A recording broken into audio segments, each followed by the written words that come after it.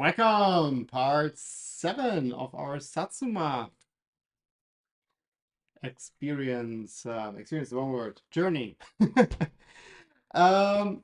you make some space here? Last time we were a little bit stuck with the tool hat for a couple of small reasons. Like we were missing some washers, not washers, as some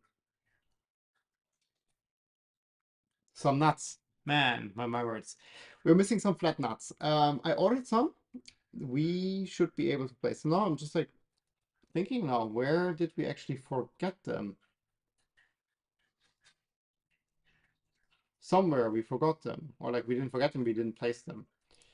Oh, I think here. Yeah, it was here, this one. So this we should be able to place. I have a fan, so we can also do that. That should fit perfectly now here. And we do have a tool board printed. Quickly switch here. Oh, I forgot also to put up the stream, and I see somebody. Sorry, writing something. Here we go. Hi, Darash. Welcome. Here we go. So we have a toilet board mount, which now fits for the orbiter extruder we have here. And this one actually, it's quite interesting, has a PG7 mount. So I think this would be quite cool because we have the PG7 and PG9 on the other side, but it's fine. So we have a properly strain relieved system. So this should be quite cool. And I also ordered, oh yeah, we had some problems with screws because I ordered the wrong screws initially. So these are the correct screws. I ordered a bunch of those. So that should also allow us now to mount the spool holder correctly. So these just fit how they're supposed to fit. So this should help us. Yeah, I already mentioned I have now the flat square nuts with this pack. And I also ordered M525 and M520. So I didn't cut the screws. So that should basically be all we need for these parts. Finally able to catch a stream. Yeah, you always have to be, you are always working, I think, right? So welcome to the stream. Then I also did this, so we now have the panels, and I put a black film on them. It's not perfect. On camera it looks quite good, I think. It's not perfect. So a couple of small bubbles that I didn't it's not bubbles, there's some dirt under there. So but also this was really tricky to put up. So that was the second time. I also did only one side, so this one is still the transparent quote unquote side. It was quite tricky. This foil is very bad, I think. We worked with this on stream before, where it was the wood optic, the oak optic. But this one in the just matte black is horrible. It's very sensitive to scratches. And it's when you put it down unevenly, you see bending basically from how you moved your scraper. So it's really, I think it's just bad foil. I got it from Amazon. Not recommended. Hi Om, welcome. Hi Ravenkeeper. Here. Your panels. Ravenkeeper cut the panels for me. So I only have these two now in black. And I decided for the bottom panel. Let's see where the bottom. The bottom panel, I will just keep transparent. So this will just stay like this. And I also had some Einstein moment. So last time we said the motors don't quite fit to the cutouts, and I think we just didn't place the motors correctly. So we can adjust the motors to fit. That should solve the problem. Cool. Yeah, that's kind of it. I would say let's quickly wrap up the filament spool holder maybe quickly. I think that should be quite quick now that we have the correct screws. And then I will revisit the tool hat. Oh, one thing I forgot, I noticed like this afternoon, I didn't have time anymore. I wanted to cut these M535 screws here that are too long. I think these should be M5 by 30s. So mine stick out 5 mm. And the ones on this side here, like these two, they collide with the spool holder. We need to fix that before we print, but for now it doesn't matter. Yes, these are the acrylic panels on.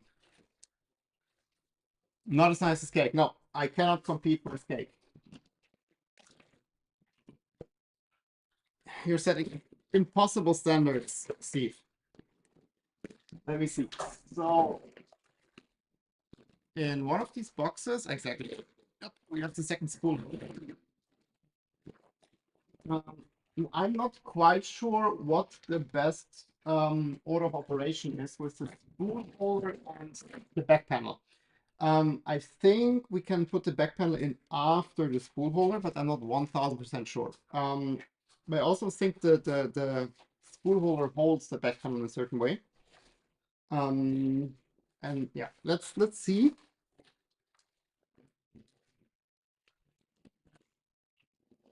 Maybe quickly how the back panel fits.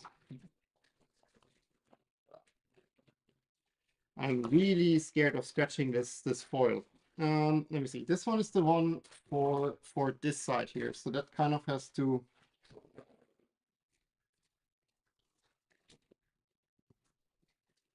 go in here. And I think there's one hole here on the top. Yeah, there's one hole here where basically the screw holds that in place like this. And there's also something in the middle that looks like half a screw hole. So I think these are two. Oh, there's two more here. So I think this is where it's held in place. And then on the bottom here, let me quickly check. So if we put this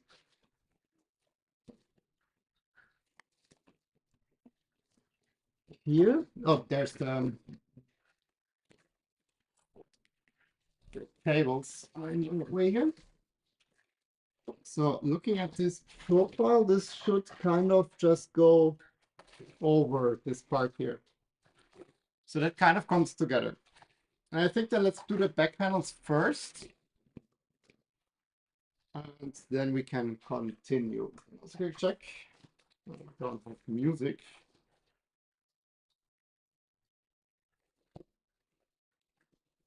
Okay. So, Steve, thank you for your continued support. Thank you very much. Let's quickly just put this on its back. That might be the easiest to mount these panels. And let's also jump to Fusion.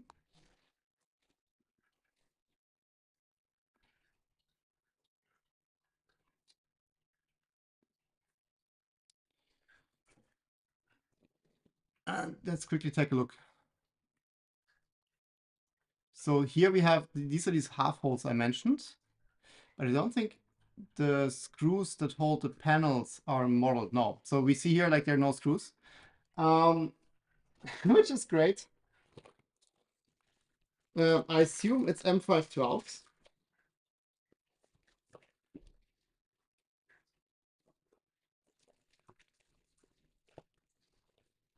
But if we are unlucky, actually it might be M58s. Okay. Oh yeah, I have it here. I mean, if we take this, yeah, I think we need M58s here. Because if I put M512s, they bottom out quite a bit early. Might be even M56. Like these are really short M5 screws. I did not think of that.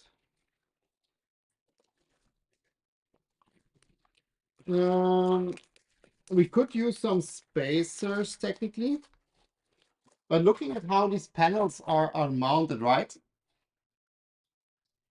That really goes around everything.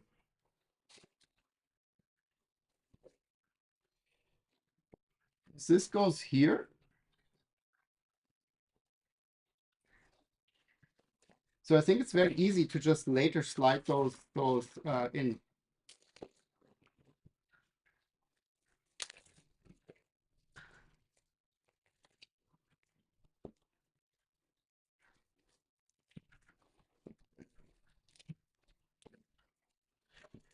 One second, let me remove this tape here. We taped the cables so that my cat doesn't play with the cables for weeks.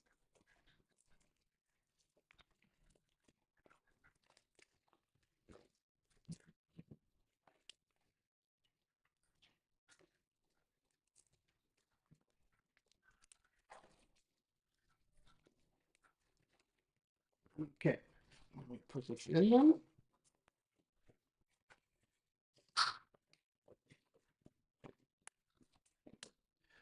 So that kind of goes here. And I think there's just the slot here.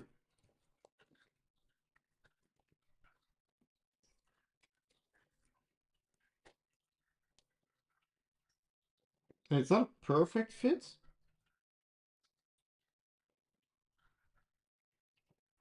And I think also here we need to use the different screws. Because I think this is kind of like an access hole to access a screw here. Which, I don't know, would be a bit odd. Quickly check. Where exactly is this positioned? Yeah, exactly, like the screw here is just in front of the hole.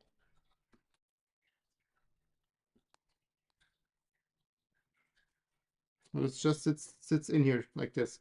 So that means we can have the panels later. Then let's mount this. And then I will get M5. I would assume M5.6, right? It was like the 12s stick out quite a bit.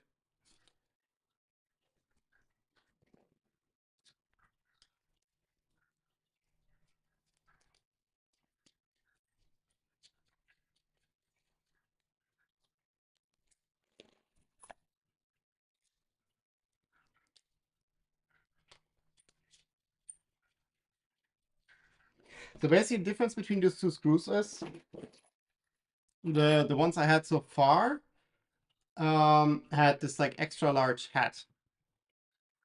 So that was just like it's I'm not even sure how they called in English. But yeah, basically it's just like have an extra large head. And that does not play well with the design here.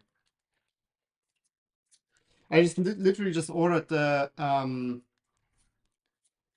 the different one. The things like in Dutch, the name is almost the same. So it's very easy to mix those two up. I would think M510 would be nice. 12 might be too long. Well, the 12s are definitely way too long. That's why I'm like more like 8, but potentially just only 6. One second, let me quickly get this out of here. Maybe we can even do some smart measuring thing.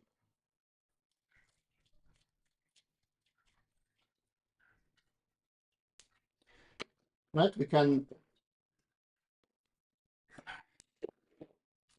put the panel here. So this is just like when it bottoms out. So I just press it in to bottom out. I'm just so scared of scratching these.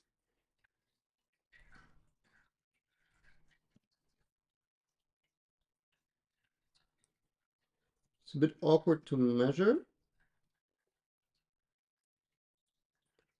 So that's a guesstimate, but my guesstimate is 3.8. So basically like the 8 would just bottom out basically.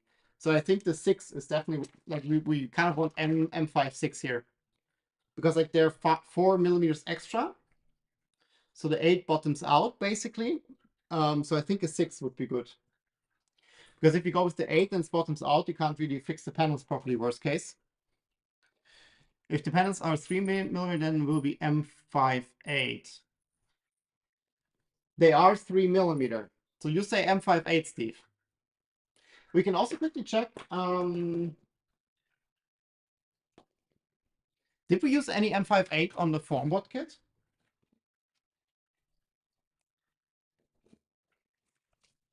I don't remember that.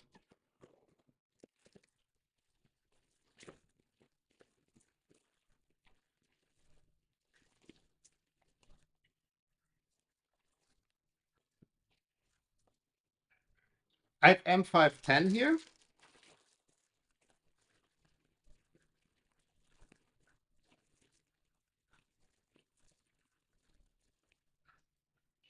M516.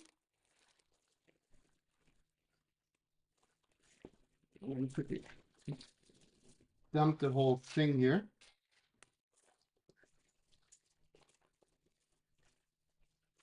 Yeah, M516 I have, M510, and that's all the M5s I have. Let me also quickly check here if I just randomly happen to have M510s in this bag.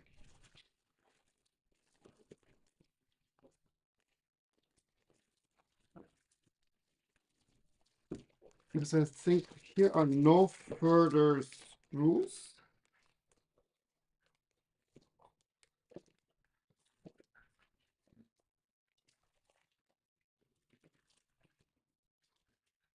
See?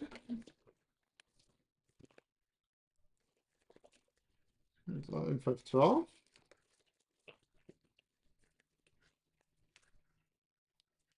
That's also M512. Nope.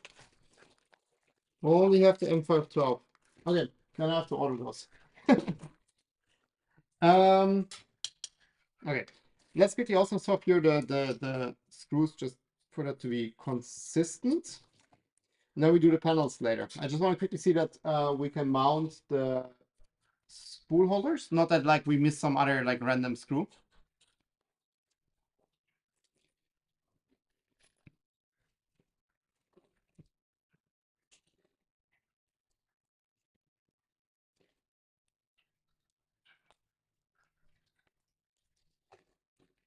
Pairs of 3 mm just measure depth of the extrusion.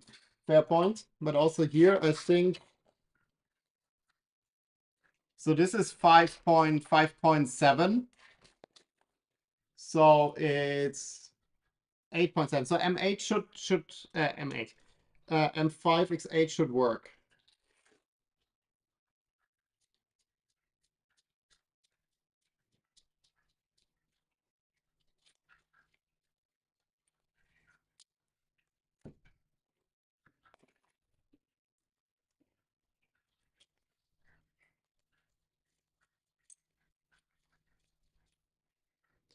Cool. There are those two like flat hats in there, but I think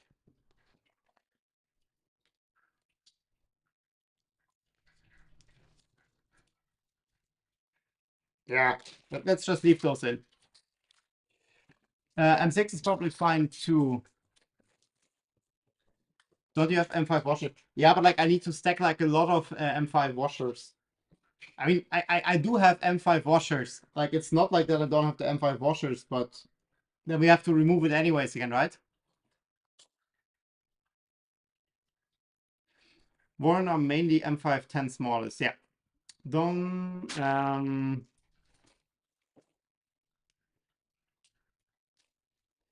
5x6. Yeah, I think also M5x6 would be a safer bet because these are not T slot, these are V slot. Just print some formula thick washers. Yeah, you know what? I literally have this like whole pack of M5 washers here.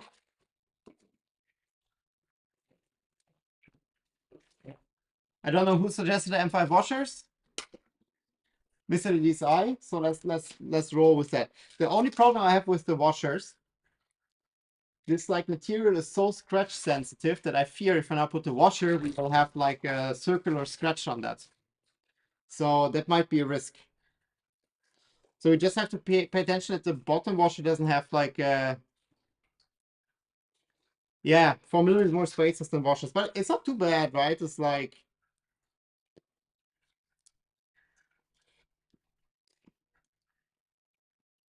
it's 4. Let's roll with that. Okay. Let's roll with that.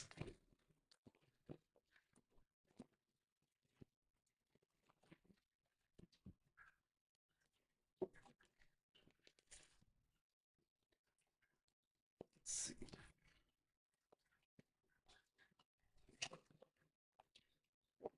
Just a penny. No. I was like, why can't I slide the panel? But there was like, no, you don't see that. Um, there's the plug here, which blocked it. Now you can work like this, so you can see it.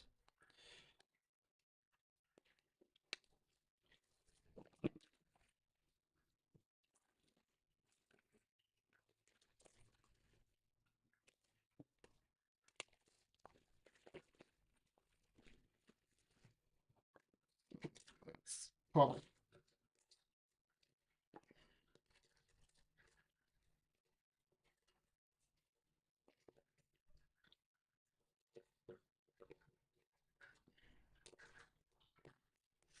Two of those in. Yeah, it's been annoying that like the fasteners are not modeled like consistently in the Fusion.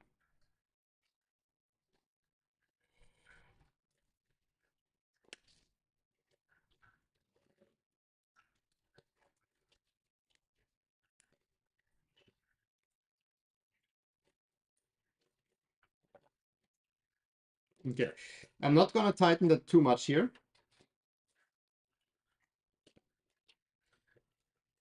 Actually, we need a third one here, right? For the center.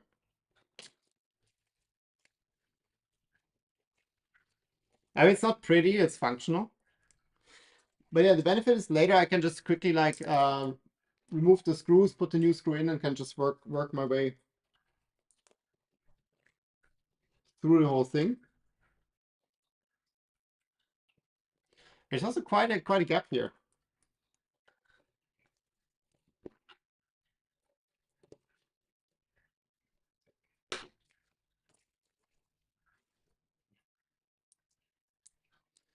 I'll print some M5 make 6 bolts.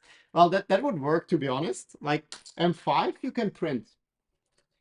M3 I don't think so, but M5 you could print.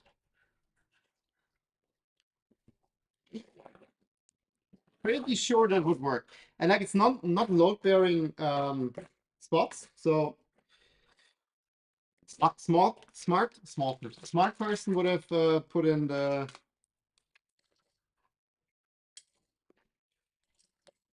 hammerhead nuts here before, the T-nuts before.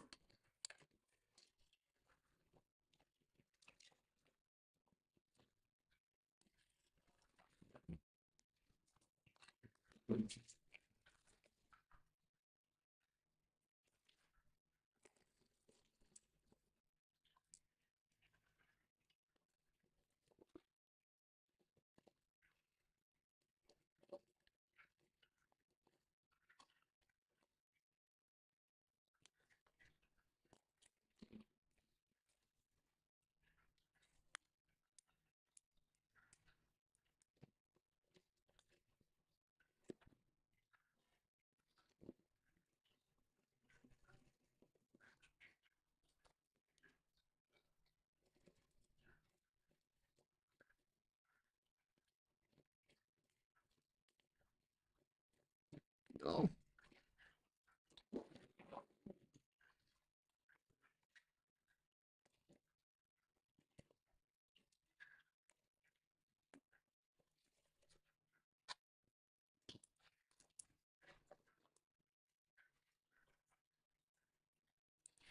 Four millimeter tapered spacers in the green will look good. Oh, Steve, that is an amazing idea. Yes,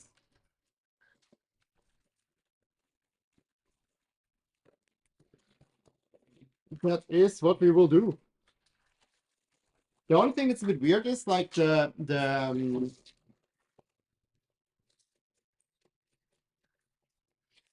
the cutout here for this hole, for this one here, is smaller than the others, and that kind of forces the panels apart.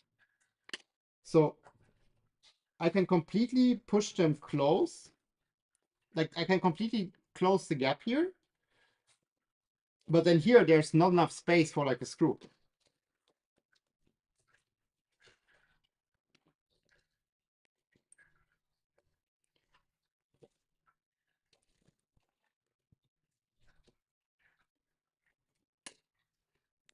Yeah, can I?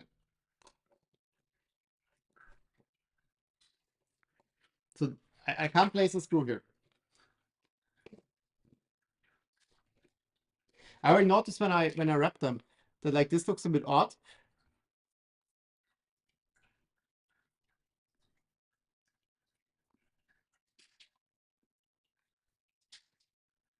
But here in a cat it looks normal. But here in reality,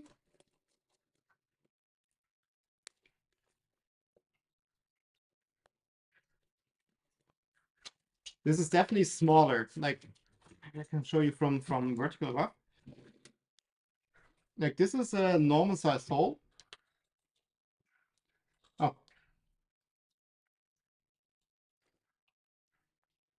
see here, it's like just properly sized. And here, if you kind of like look through there, it kind of looks no, but it's like definitely.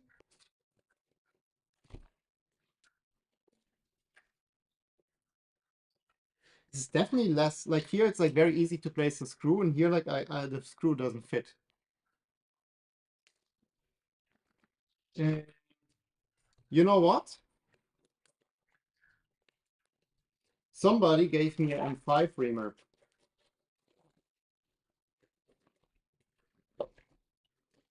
Let's do the following.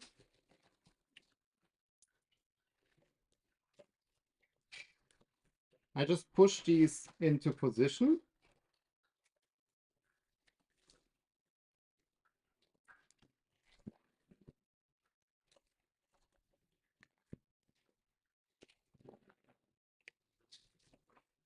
Trying to align them.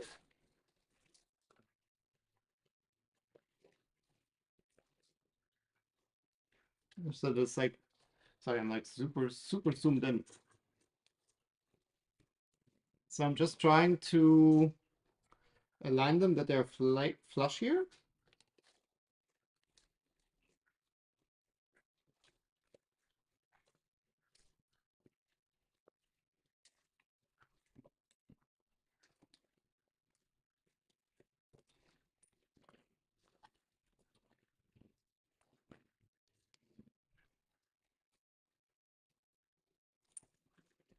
Now you can clearly see this is not a like round.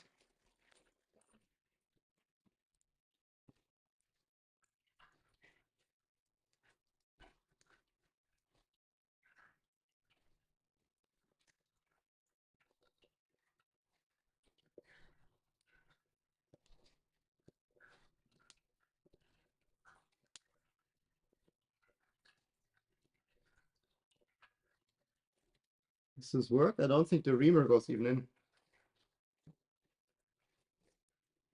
Yeah, it does work.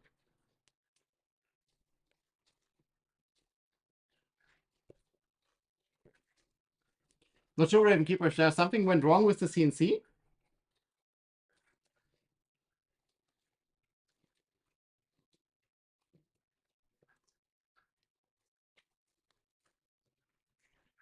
No, I think I need a normal. I need a normal drill bit here.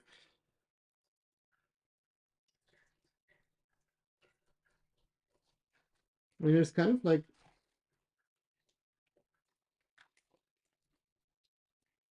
there's stuff happening, but it's kind of slow.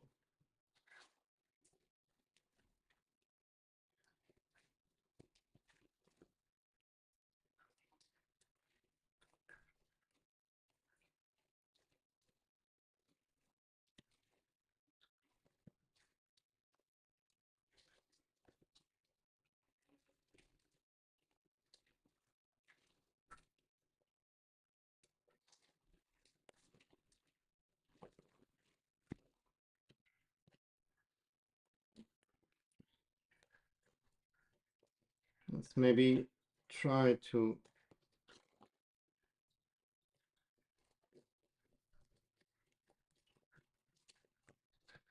do it when they're loose.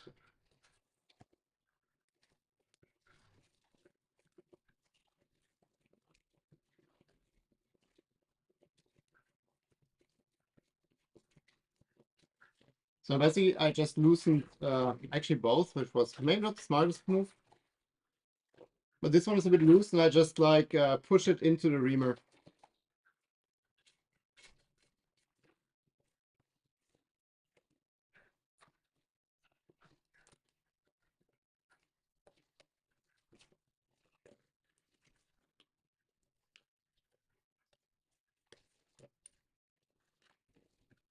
see if we can I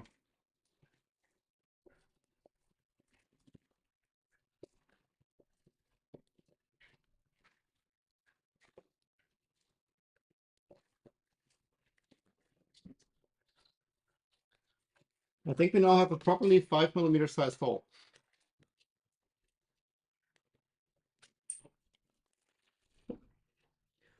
Oh yeah, there's a lot of. Where is my computer? Yeah.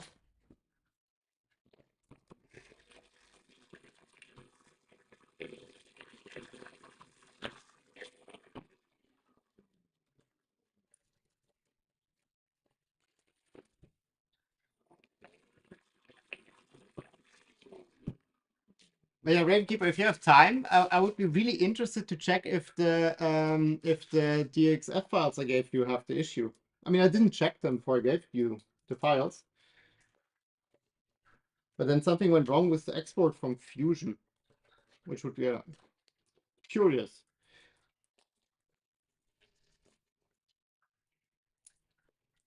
I mean, besides that, the panel is perfect.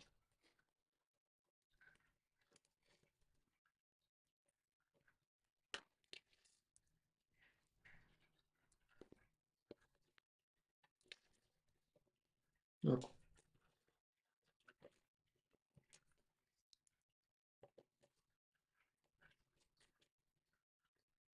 And nothing what a Steve-sponsored Dreamer can't fix, right? Let me quickly make sure we can fully push them together, because I don't want a gap here. Like the smallest possible gap.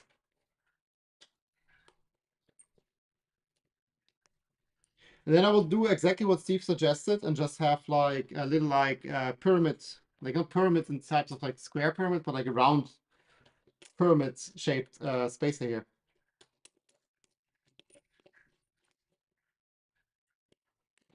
Because then that will look also nice. And I don't have to order screws. Which the problem is like with ordering screws, it's not like the price of the screw, but every time I have to pay shipping. That's actually quite expensive. Cool. We have panels.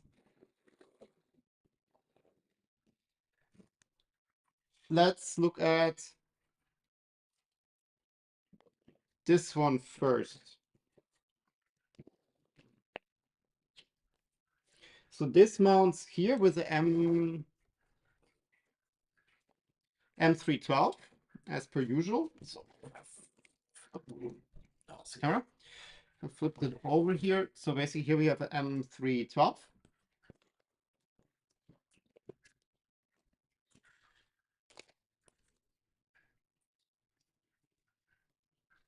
Where there's a lot of space. I actually think I have to do the nut in the opposite direction, because there's another two other hammerhead nuts.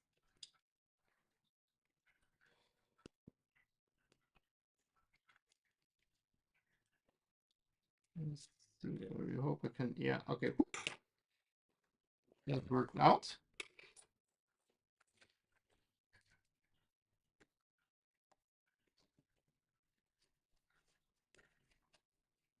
Okay, that works. And then if I put this upright, this is the M535. I mean, smart person would have also put a nut here, right?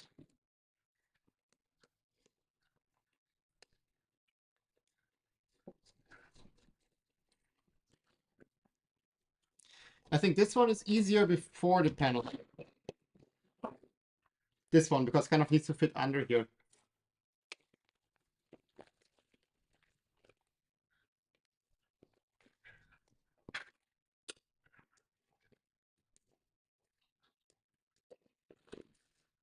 Check. Yeah, this is also M3.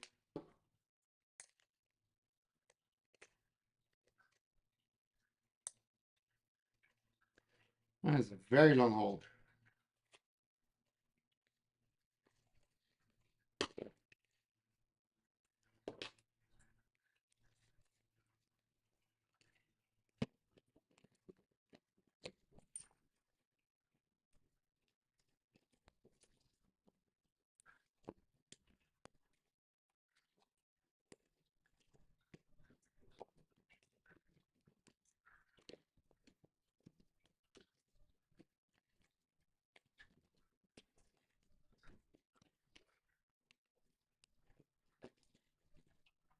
I'm struggling to find the screw in here. Here we go. Okay.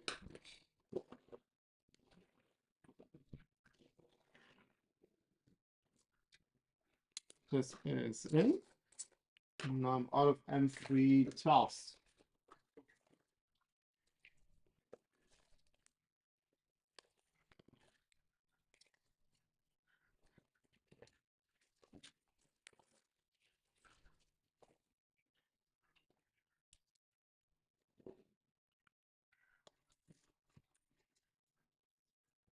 Okay. Then this half is in. And there's nothing really holding the panel here on the side. So this is a bit. I mean, this will push it down a bit. I'm not sure if there's something else later on. I don't think so. Okay. This one is like flush, but this one.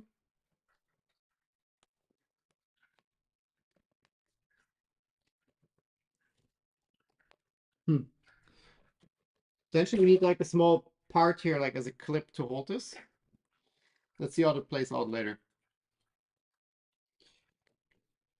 But this just goes here. I mean, this holds it down, but nothing here really on the sides.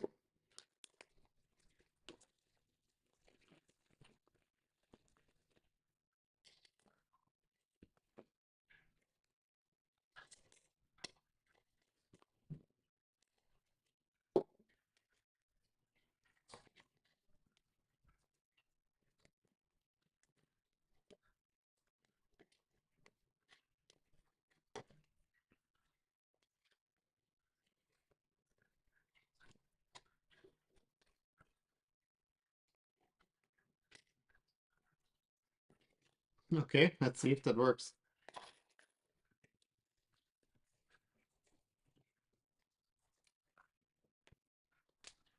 No, I think this hole wants a.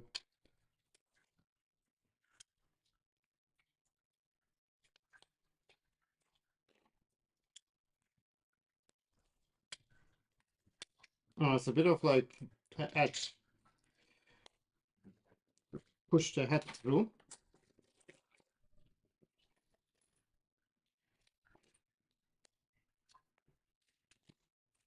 There we go.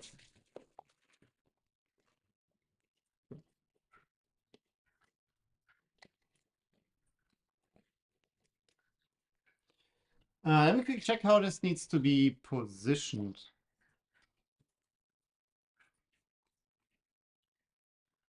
I mean, it doesn't really matter too much, to be honest, I think, but so it's a tiny bit.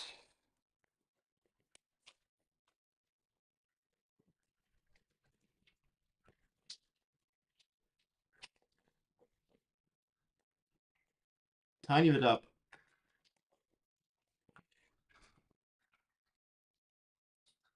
Yeah, in the fast, the middle is 3 mm race, the top is 2.5, and for some reason, not sure why. Well, that explains the issue why it doesn't fit, right?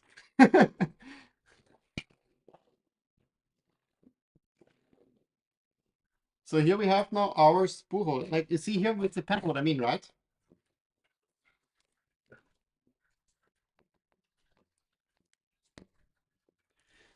I wonder why this is the case.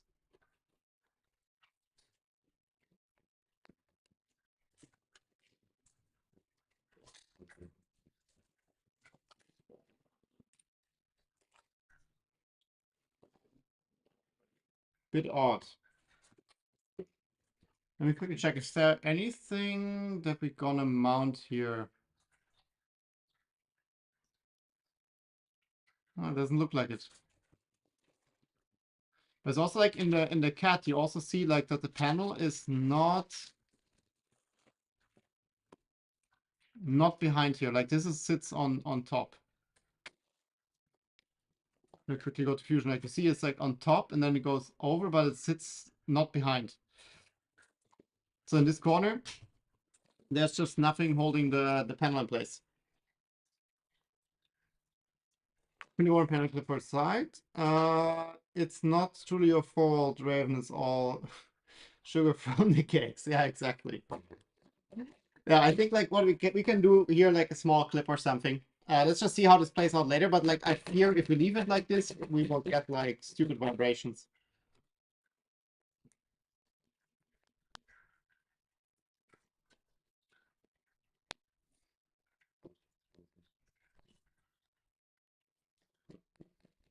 Yeah, it's a bit weird why this.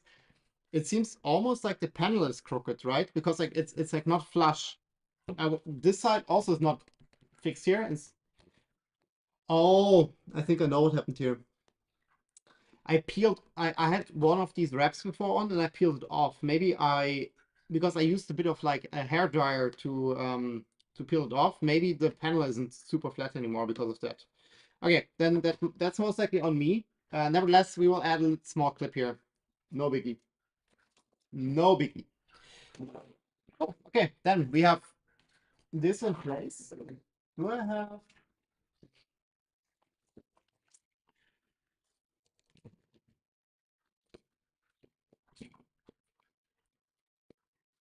Oh, the small problem with the panel clip here. I mean, it works.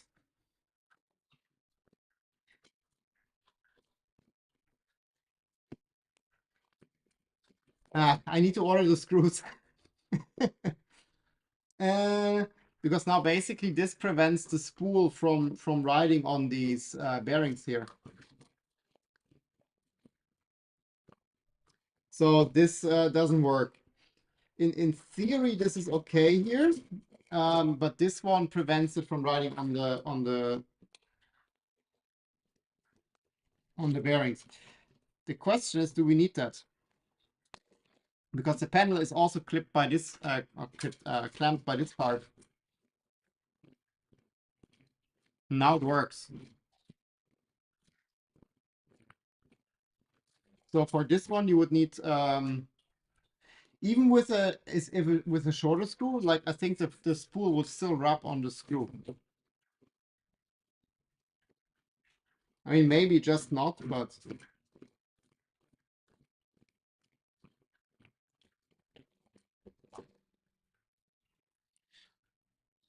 I'll put it in for now.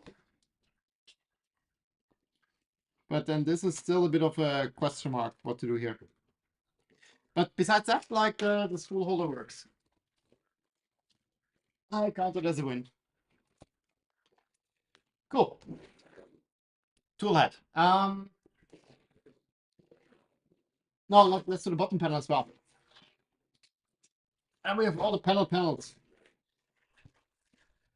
So this goes in like this. We will have the same screw issue here though. Now that I see that, right? Then we'll leave that for now. Also, you see like kind of like this doesn't 100% align. So the motors are touching here.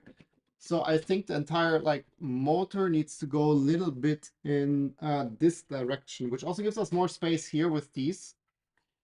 So we have to kind of adjust it a little bit that we can like mount the panel properly, because right now it's like just like a millimeter off. Besides this panel fits Raven. Cool.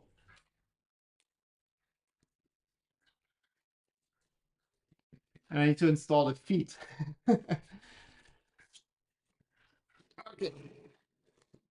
Then now tool head. Just move that here. So yeah, as mentioned, I now have these.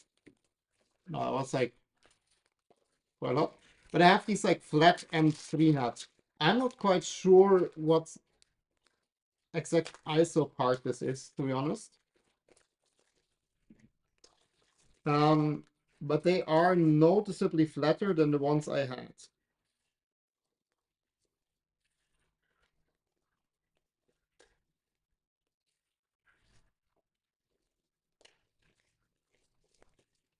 So I think when you get M3 nuts for this project, you need to check that you have flat, quote unquote. But see, these like slide in just fine, whereas the others did not want to go in at all.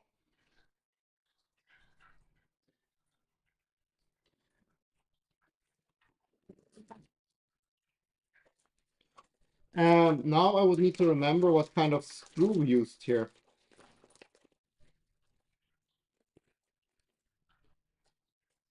So I think this was also from here some.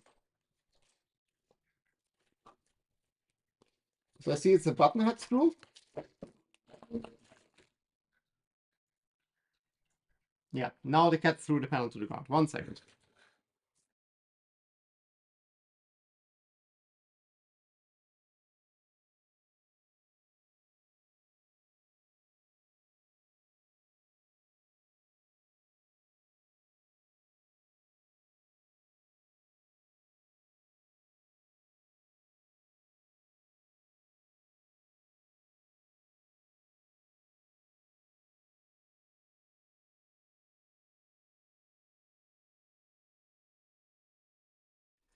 He's like on a terror trip this week.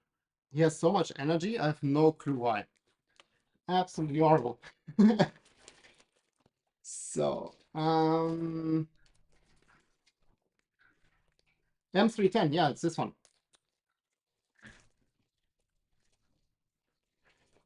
M310.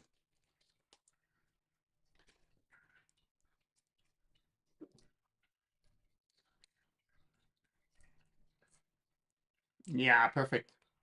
Now I'm a bit bothered that like we have two different nuts here, but whatever. And then there was another one. It was this one and this one. Yeah, also this seems like it fits now. Yeah, see, that just slides in. So it's really like slim M3 nut. But here we already had one in. Yeah, we had one in already. I'm not gonna like peel this out again. Um, cool. Then this would mean we can mount the toolhead, but there's still a bit of work here, right? Because we have this new.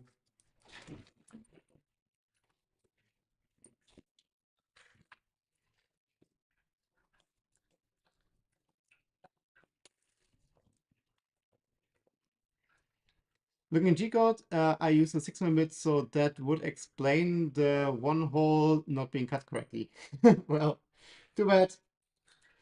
Was easy enough to fix, right?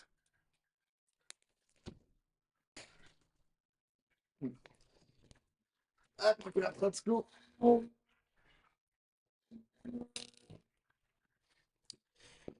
Then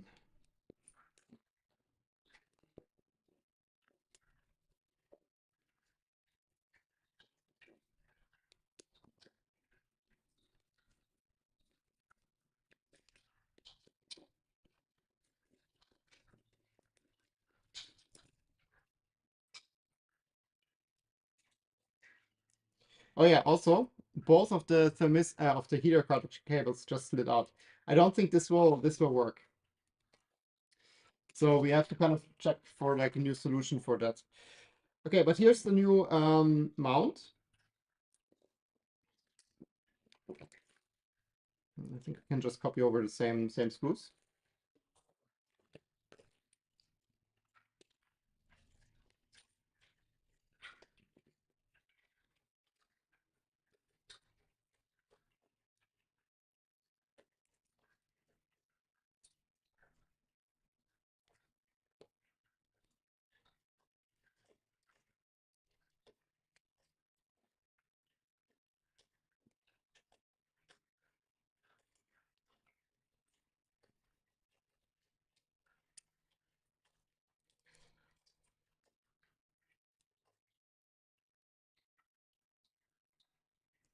Well, not. Okay.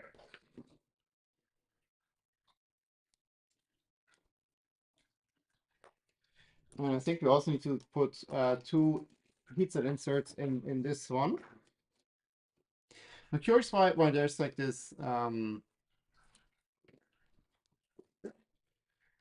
little space here.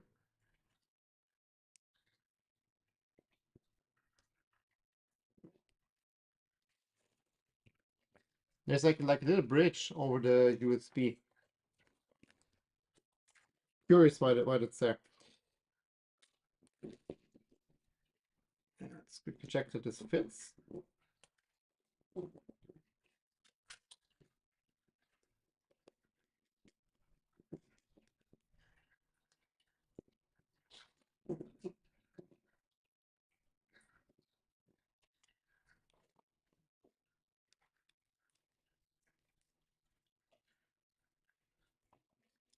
Perfect.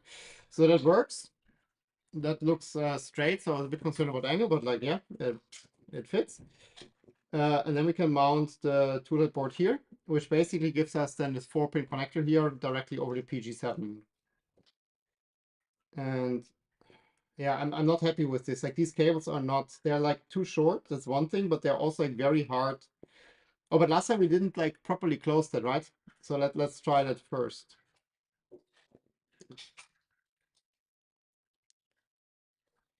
Let's see. Yeah, we have to, so this all works. Let's quickly do the headset inserts.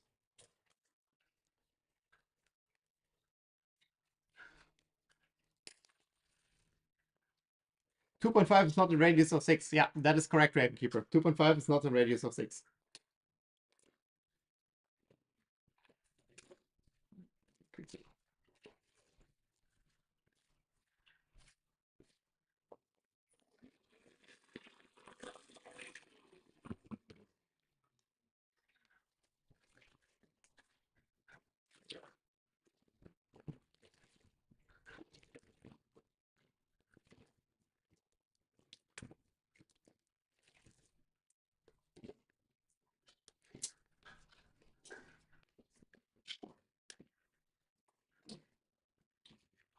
Ravenkeeper, how's the mini trident coming along?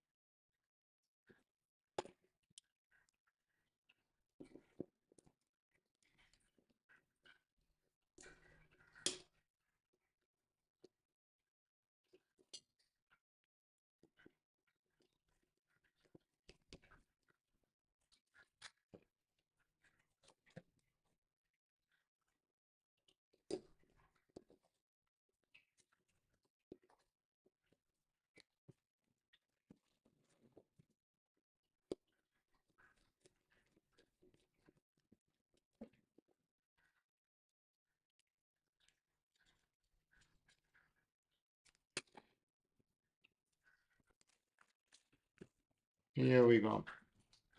So it fits nicely. Some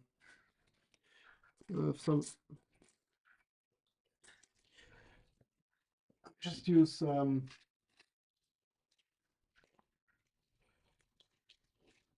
more of these black M38s.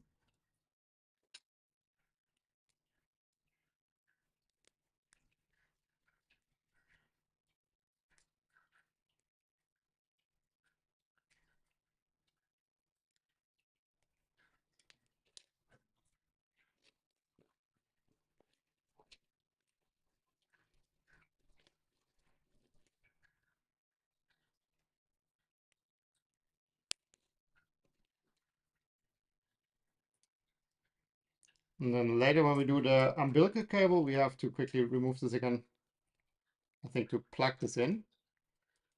And maybe we can, yeah, the plug also fits through the hole. So maybe we can just leave it screwed in. Okay.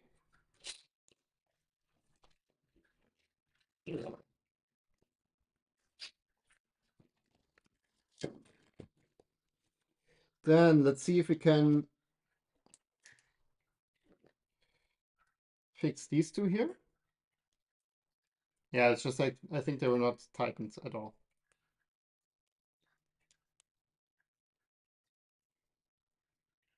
Yeah, okay, if you tighten it, it's fixed. So for now, this is good.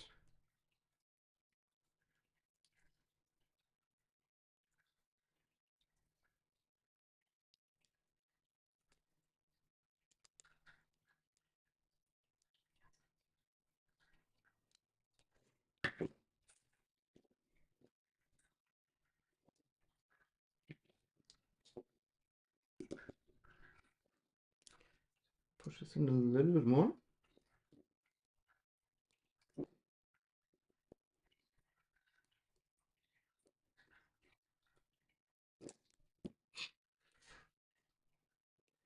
This tool head is very much not flat on the front.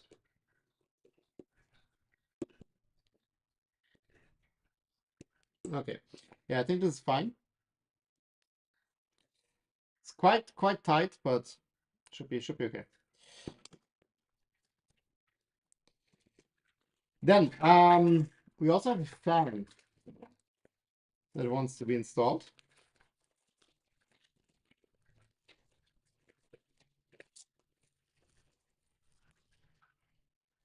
Comes with screws and a cable. It's nice.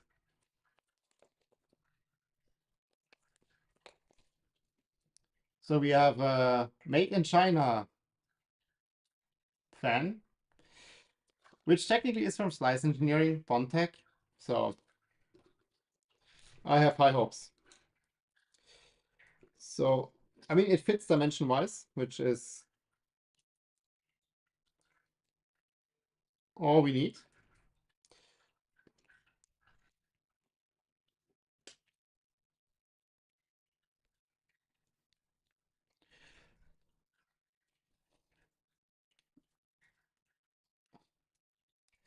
Finally, the 3mm pins arrive for the V0.2 tulip mod. What is a tulip mod? I've never heard of a tulip mod.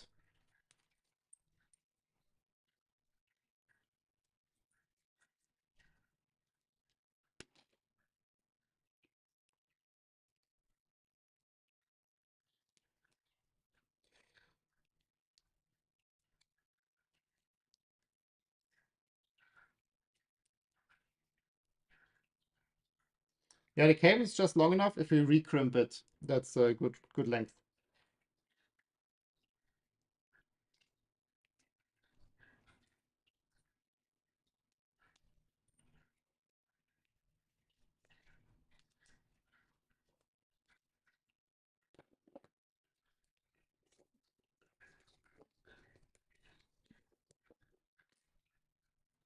Really small.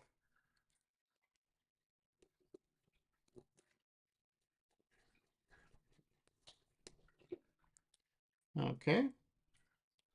Where's the camera focuses on some random stuff?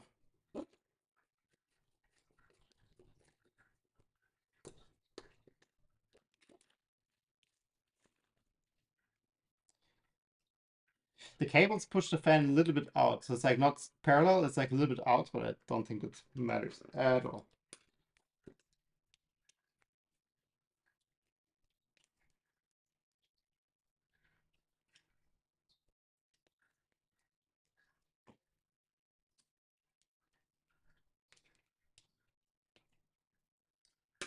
Okay.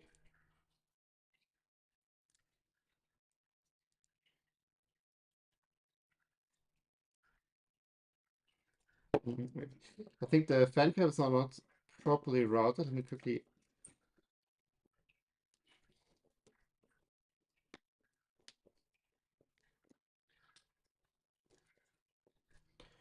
Make sure this runs out in front here.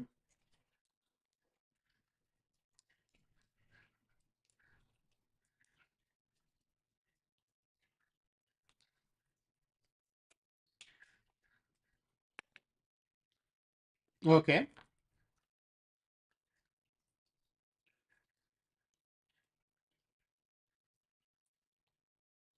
Then let's recrimp this one. This seems good. It's like really short, but it's okay. Oh, and then also what we wanted to do for this fan.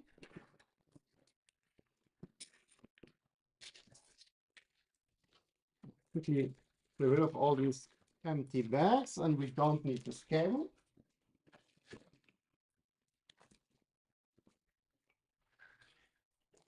And we don't need this part anymore.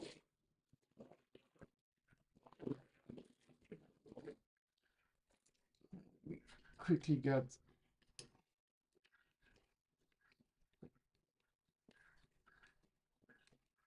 the fan off.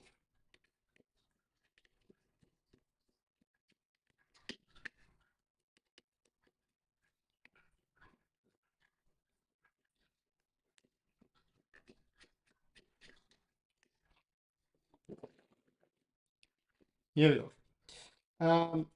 I think Mr. Lee's eye suggested that. We should put the ground also on the same pin here. The reason is that some fans, and I'm not sure if this one is that case or not, they don't go to 0 RPM with the PWM. So let's change that.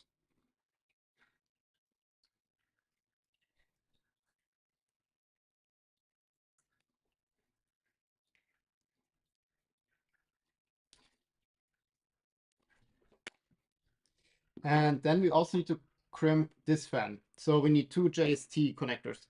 I actually have a JST housing here. Let quickly get rid of the soldering iron. Just to keep stuff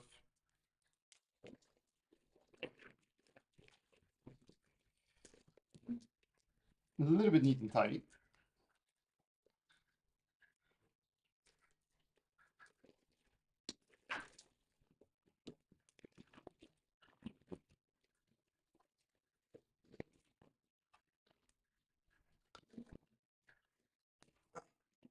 To have crimping one.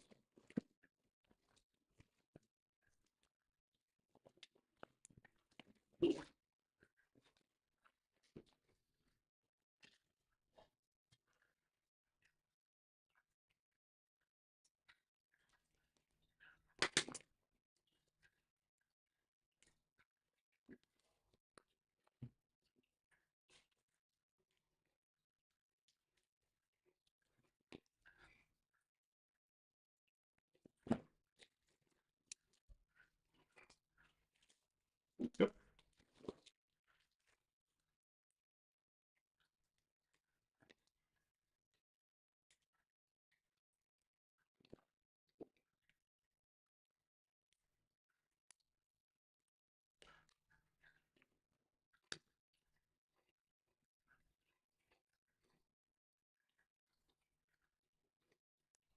Okay.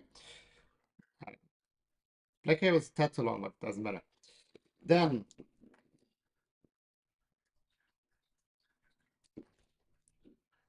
let's recrimp this one.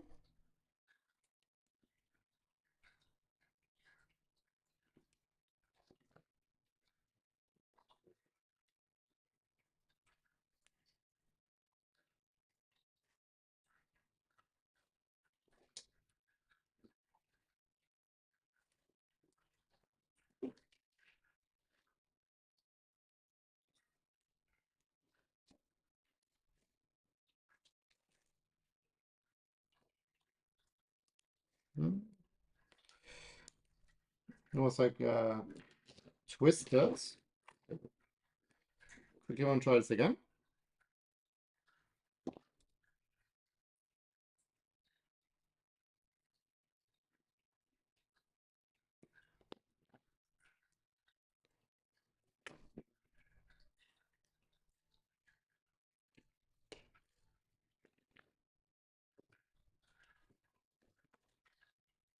It's the one that's half crimped.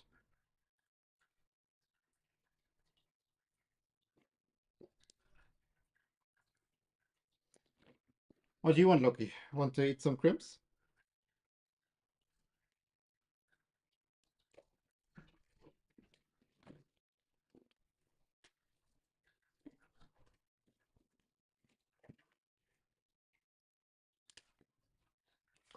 Since the stream started, he's only playing.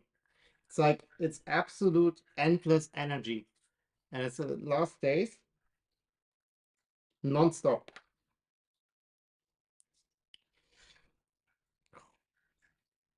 Yep. Yep.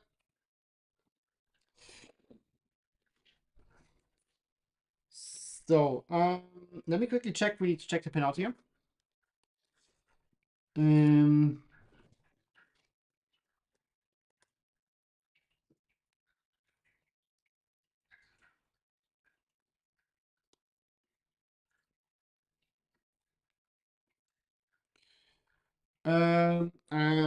I think I could have also copied this one here. That would have been the easiest, right? So that means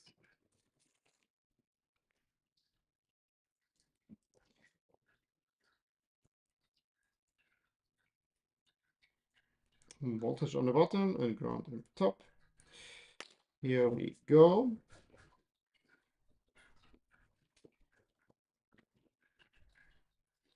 Now maybe we can set like a small cable tie just here to like hold these like 3 cables together. Don't do that.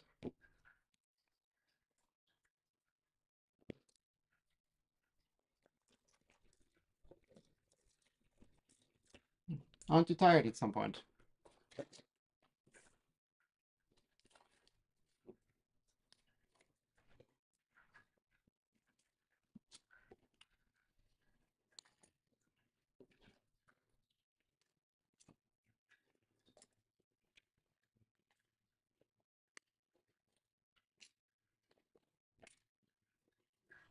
Okay.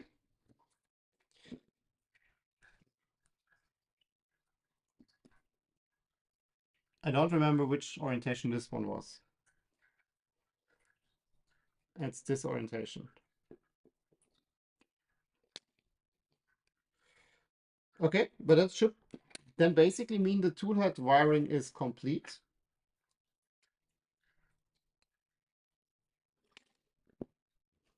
Let me quickly see if I can add a tiny dab of super glue here to this washer that doesn't fall out. Not my English today is horrible. So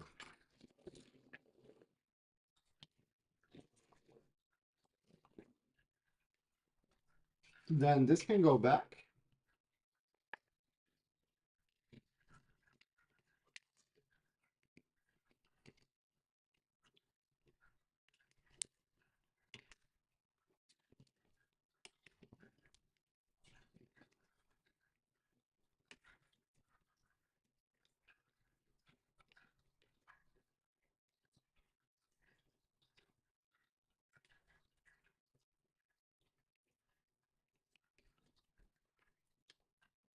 Okay.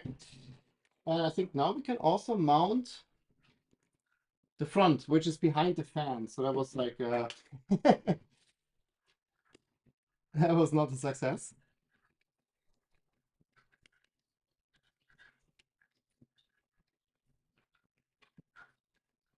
Yeah, and I'm still like, there's so much play around the x-axis. So it's basically like the bearings left and right here. So something is definitely, it's like not off, but like this will not work. Let's put it like this. Okay, let's quickly take a look at Fusion. How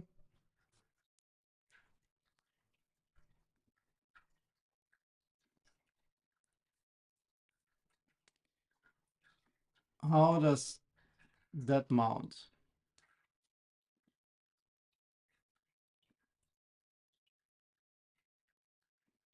Hide the fan. So there's one screw here and one screw there. And what are you? M320 and M320. Okay. And that's already M320 here, I assume. Looks quite long, but I guess it's M320. There's a second one, conveniently.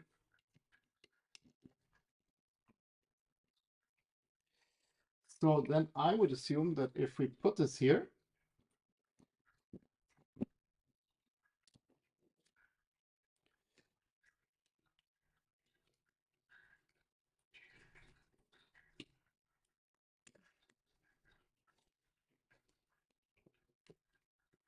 yep, they both grip, so that's good.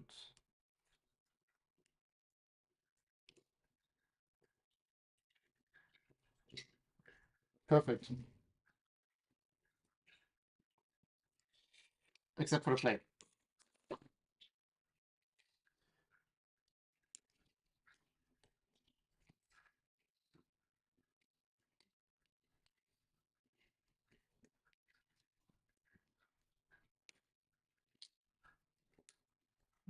Hmm?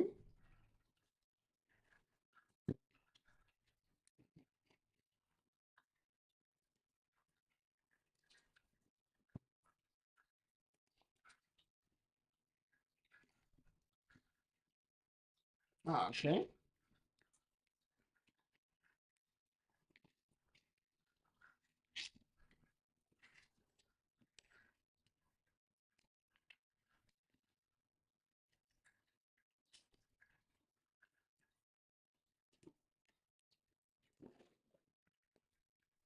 Oh, sorry, I'm in the wrong one. I did a lot sync. Welcome. Good luck with Satsuma 180 build. I ended up turning my Satsuma 180 frame into a tiny T180 build. Yeah, I'll see. I'll see. But potentially we will convert this into something else. But my goal would be actually to just improve the printer here. So if we see stuff that's not working, my goal would be to fix that. Let's see if this works out. But like one thing that I already noticed is like, I'm not sure if this was the same for you, but this is like really horrible play here around the y-axis. So these ones need to be redesigned. So basically the problem is that something we had with the previous project I had, the Poorman Core XY, because this is just the LMU8 UU bearing. So the what is it, like 24 millimeter wide one? There's not enough like distance here on this rod. So basically what you need here is the LMU8LUU, so the 48 millimeter one. So it's like this long. And then you get rid of this play here. It's the same on around the y-axis. Like I can also wiggle it like this. So basically these bearings need to be replaced with longer ones. If you look at the other printers that use a bearing system like that, the Enders 3NG and also like the Bamboo Lab machines and whatnot, they all use the LUU bearings, so the longer ones. And that's exactly the reason. So that's like, I think, main issue of this machine so far from what I've seen. The bed construction seems quite good, but these need to be redesigned. And then also I mean, to be honest, here you dock, like there's almost enough space already for that wire bearing anyways. So you might even get away with not redesigning the carriage here. Okay, let me quickly plug this in. Oh, there was, oh no. I thought for a second that we mangled them together.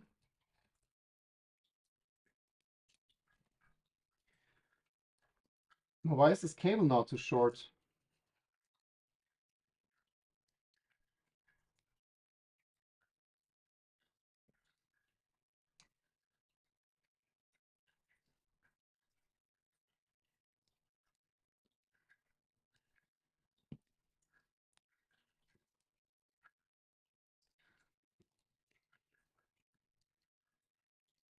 These are quite short now. Were they already that short before, or did something change? Very finicky to like plug them in here. Oh, what a move. this one over and have an easier time with this one.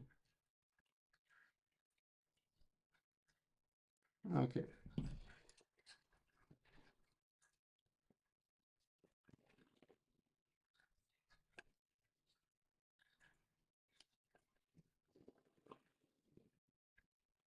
Did we maybe run these cables behind the fan? Let's see. Because now it's like way too short here cable-wise.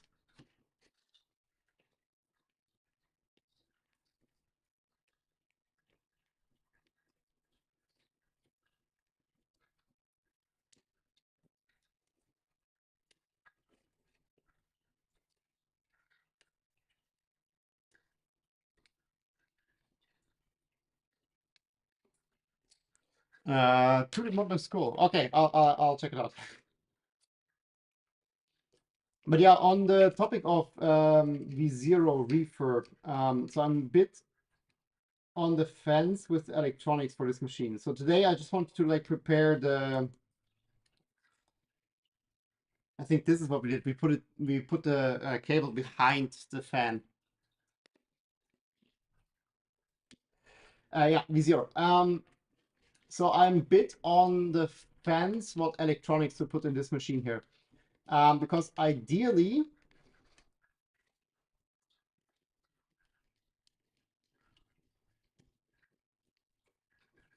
what means ideally, like my initial plan was to put the electronics basically of the V0 on this machine, and use the electronics or like the main board of the poor man in the V0. So kind of like do like a swap there. I'm just a bit concerned because at the moment I still use the V0 quite a bit actually. So then I would lose this machine.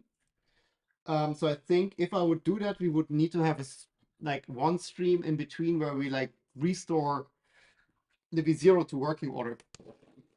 Just with the new mainboard, so I don't think that's a huge amount of work, but still, it's some work. Yeah, like definitely we can do something here with the longer bearings. We might want to we might lose like a tiny bit of like travel here, but so be it. And technically you can move the entire bed a bit to the back, but now that like this part is in here, we don't have a lot of like space to the back. Um,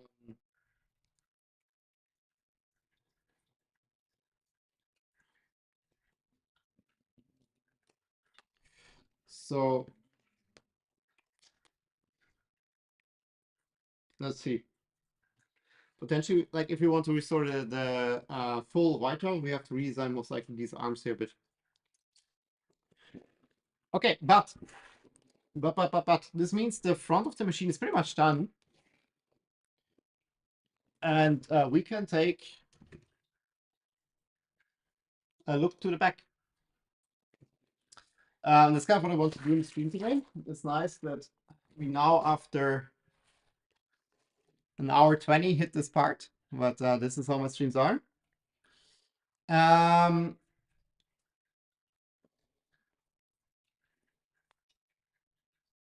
Let's take a look. So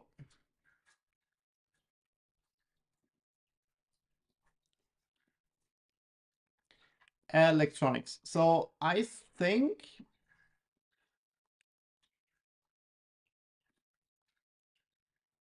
if we kind of like remove these back covers and the 4 fans, this is kind of what we're looking at, right? So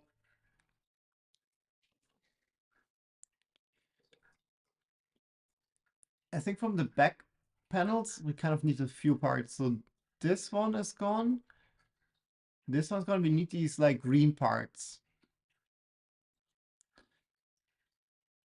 I think that's actually what I would start with. These like green bars here. And those holes, they use this clipper expander board here. We are not gonna using that. So let's put the green bars in. Let's put the Vagos in here. And then we have the 2 power supplies. And for the power supply, I'm actually not sure if I have the correct mounts. But we'll see that. So we put the green bars in, we put the DIN rails in, we put the Wago clamps in, and then let's just see from there.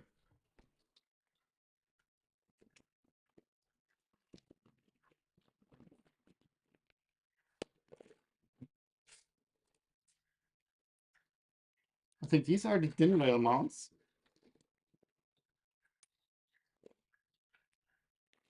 I'm not sure.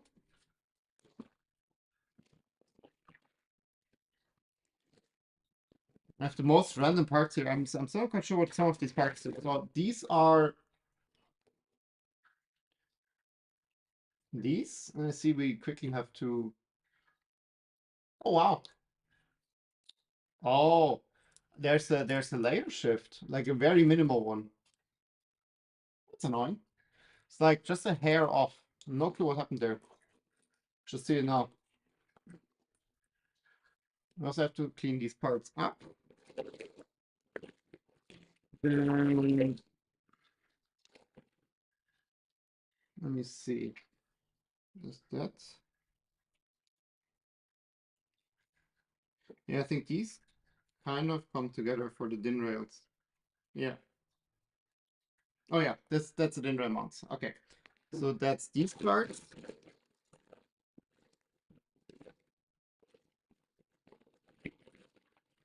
And we have the Wago mounts.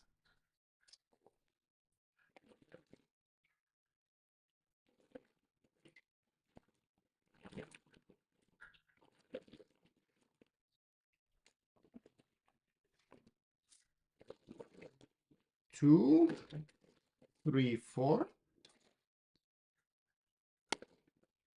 And then these, I'm not 100% sure. Let's see if the Wago mounts twice, but this one looks a bit crappier. Okay.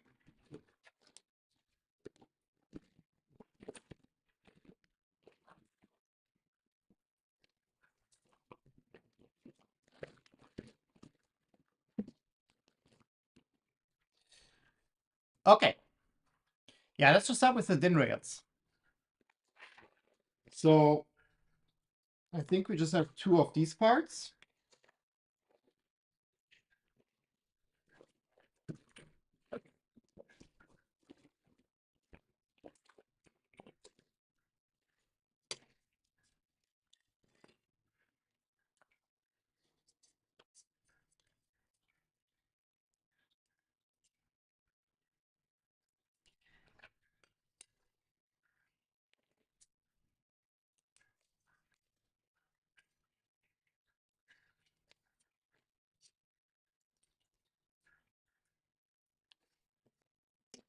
Uh-oh.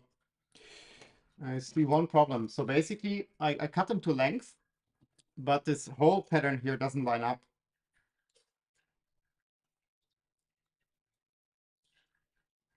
So it's, yeah, they're exactly the same. So I think we can only clamp them on one side then.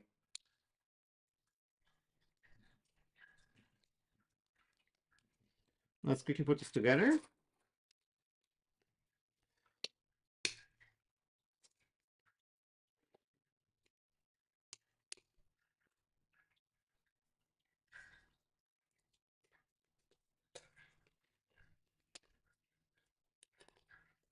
Oh no.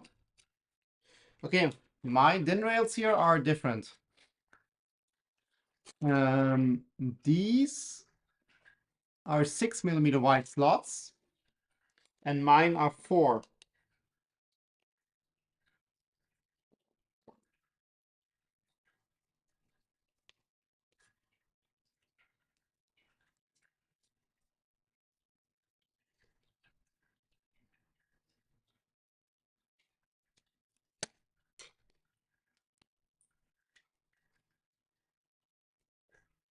Seeing if I can kind of force the screw through. No, it's like it's not.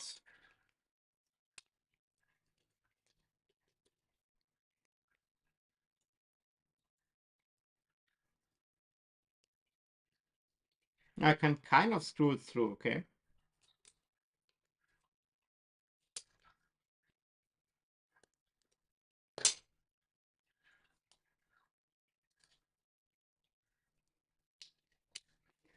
Okay, let's see what we can do here. So basically, like the screws, I mean, they kind of go through, but like not in a happy way. And on one side, we can use just a key file to like enlarge it, but on the other side, it doesn't line up at all. Um, and I must admit, I don't have a metal drill at the moment. They're all downstairs.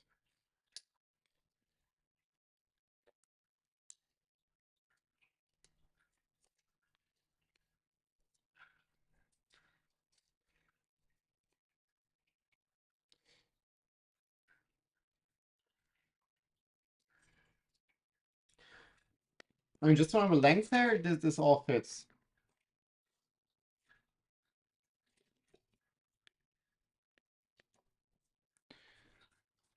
How do those go on?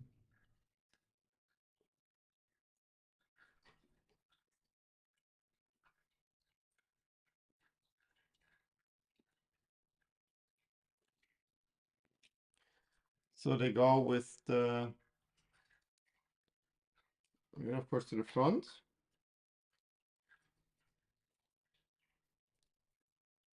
Yeah, also here, there's a small layer shift. What the fuck? It's like tiny.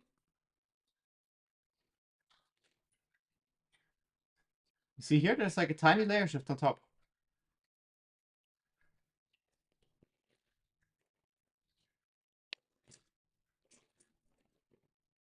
There's a call of course, on all of those parts. Like, it's not a big deal. We can just like remove the part that stands out.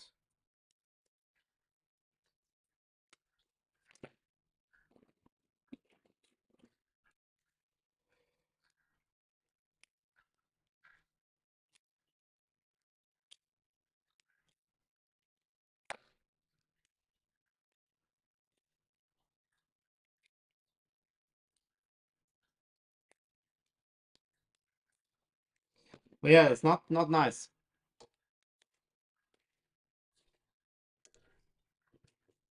I'm not sure if it was printed on a 2.4. Yeah, I think it was printed on a 2.4. There's one bottom. There was so much shit going on with like printing these parts. Like at some point,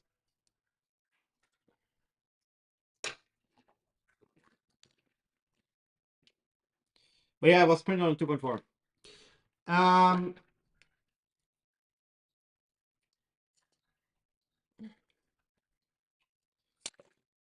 yeah, it's not the end of the world here.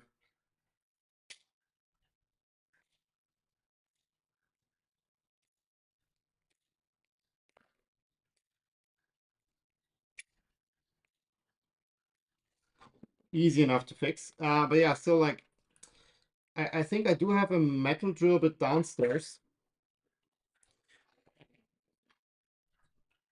that I would need to fetch that.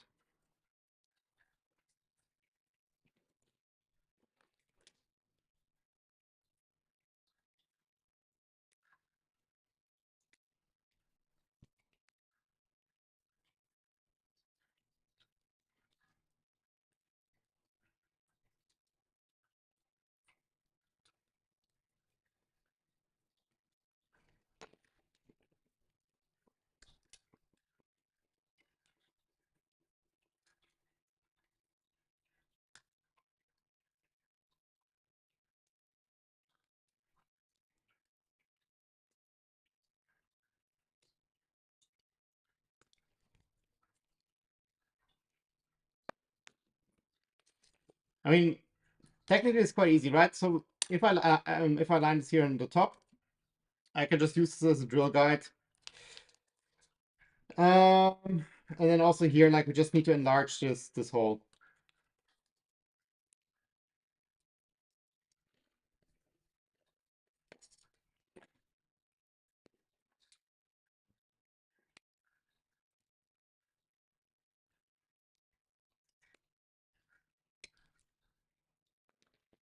Just quickly get rid of this layer shift.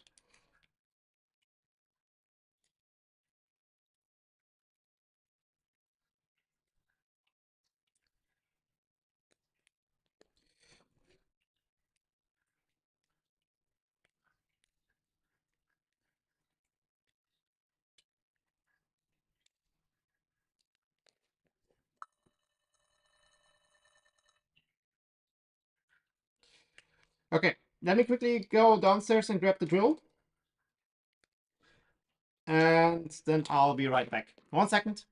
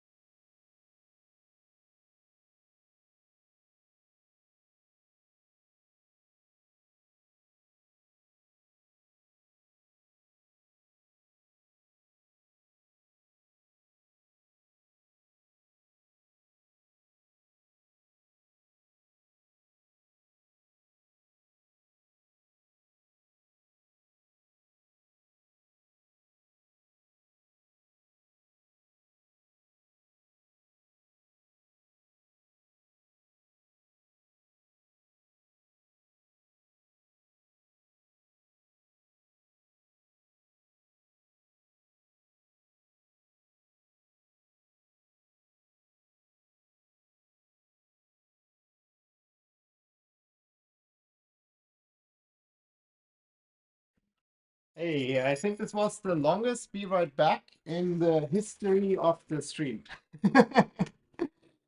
Sorry, I had to get the drill, and then I also had to get some scrap wood to drill on.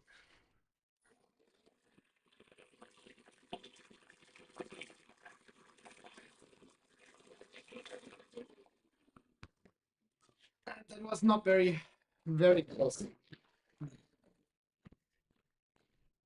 Let's go.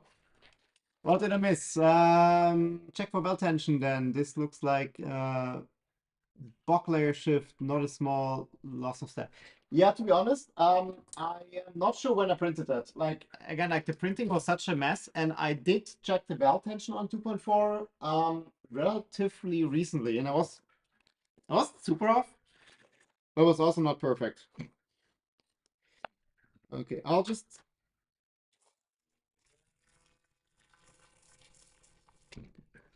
mark that. That's it. Verify that it fits. To deassembly shift? No. But for some reason clamps them not super center. That's fine. Okay, so this is marked. And then here I think it's just quite a quite a quick operation on this side. No, I think this should. Yeah. Okay. Let me quickly drill this here.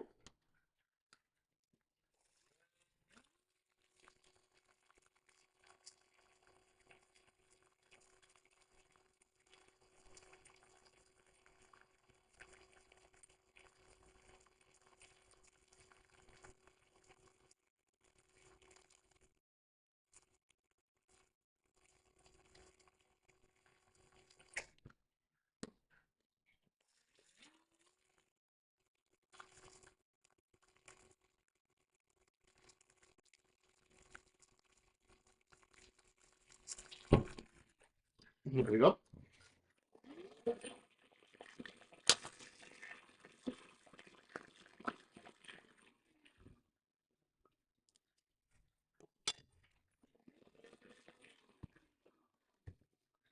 And now this should, in theory, fit.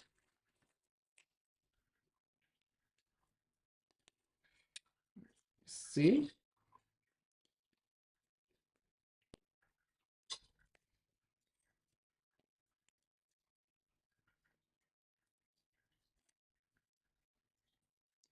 Well, it's not centered. That's kind of like what I saw before.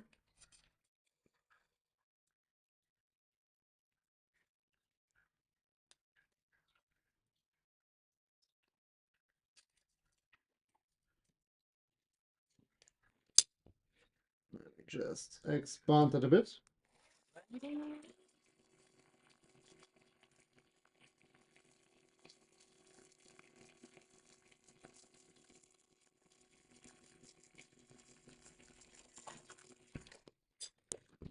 Quality craftsmanship here.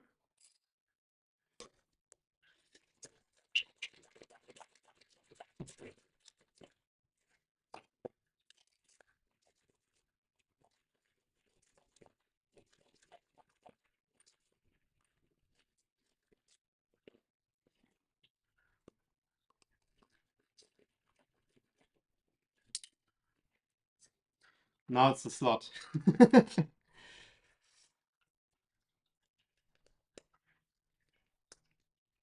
Oop. And now it's a broken slot. Okay, well.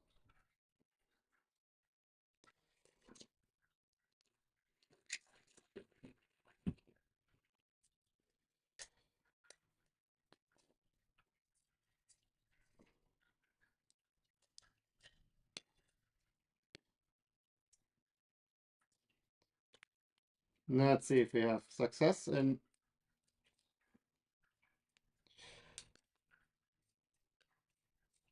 Yes. Think so.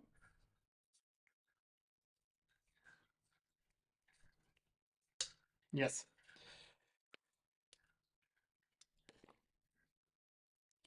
This is number one. That's a success.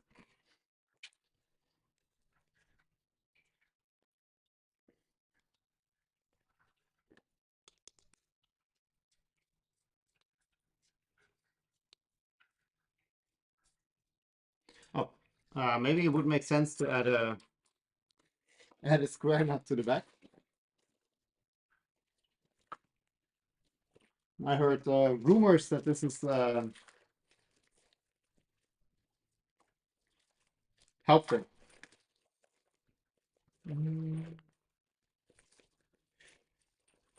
Where are the big M5 square nuts? These are the thin ones. I kind of want to keep them in case we need thin M5 square nuts again. 1 second, let me quickly check. Just to put these parts together.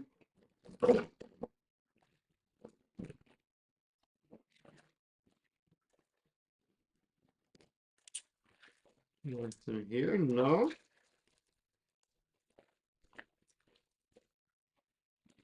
Where are my M5 square nuts? Ah, randomly behind. I missed some chats here as well. M5P is a nice board, but if I recall correctly, Chris already has some U2C and Fly D5 on comments. Yes, exactly. I don't have a Fly D5. I have a Fly Micro 4, which has a canvas controller built in.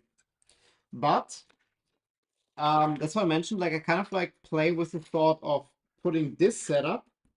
So the Fly,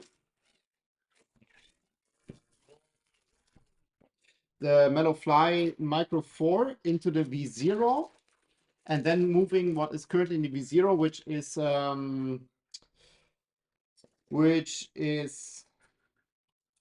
the Big Tree Tag SKR Pico and some random U2C into this machine, because here we have a bit more space. So I think maybe it's nice to have the smaller setup in the V0 and have a little bit more clean cabling there, and then have the it's not a Frankenstein solution, but the bulkier solution in this machine here. Just have it a bit more cleanly on the V0. Usually you build frame and then motion system. Steve built almost all self-storage printer in the world. I know. Yes, yeah. Yes, Steve basically built every printer there is to build. Why do you don't go in there?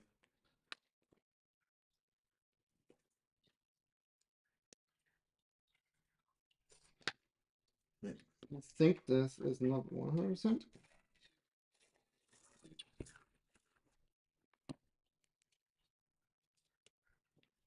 Where it needs to be.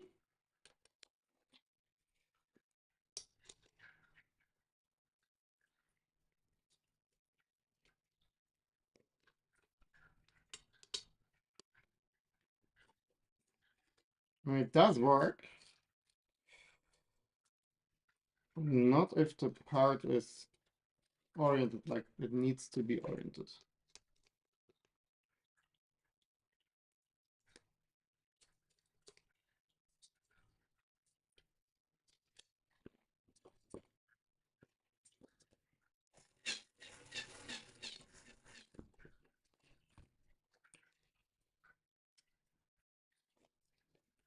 I repeat myself, quality craftsmanship here.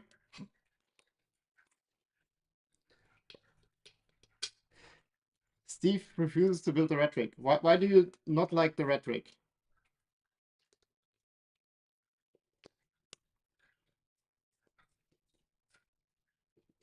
Here we go.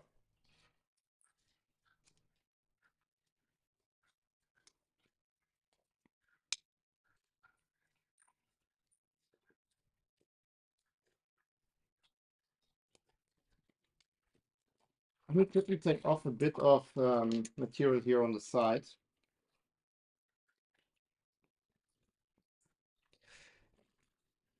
I think due to this layer shift issue here, we have a bit of a mismatch.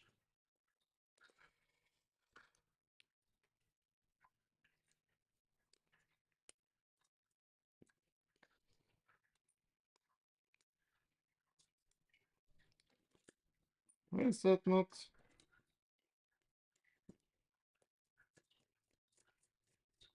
Thank you. I think it's just like not quite center.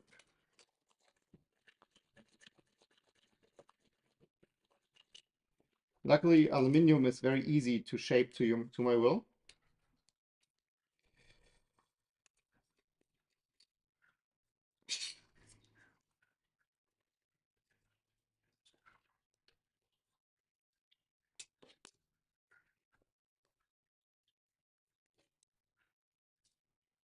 No, it just doesn't line up. I don't get why. Or why not?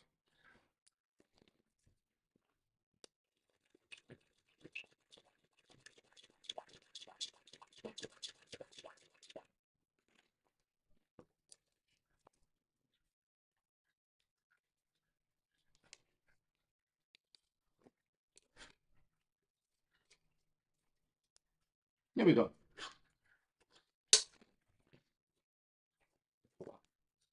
And last but not least,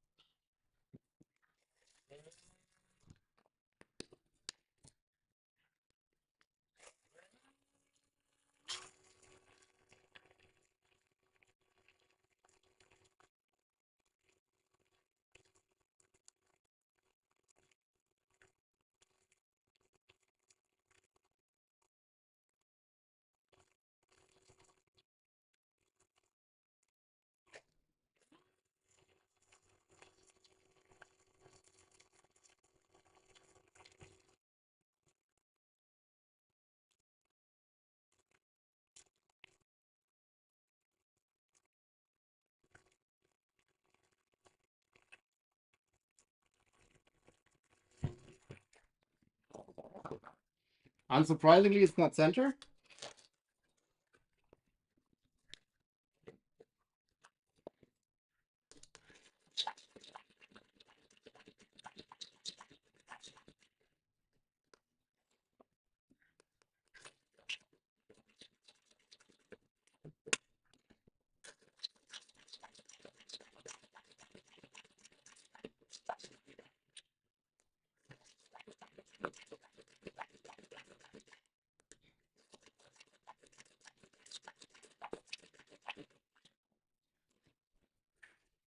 No, it's center.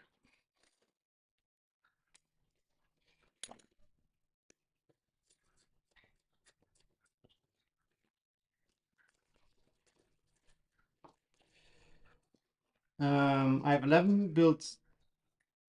The cost for one, and not too many people being able to get the hybrid and index print quality it should do. Ah, okay. So just not a nice machine. How many prints do you have now? Do you build and sell them, or you build them just for passion? I have 11, built 2. I have 11 built, 2 in bits, and it's a passion. I don't sell them. Yeah, it is passion for sure for Steve. Okay, let me quickly clean up here.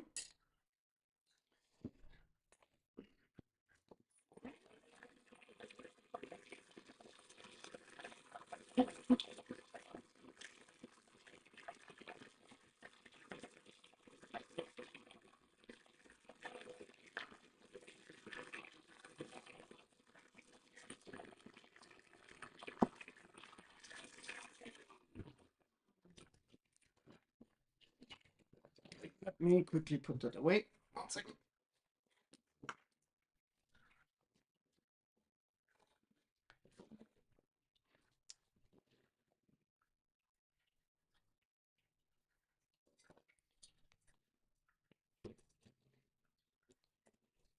Here we go.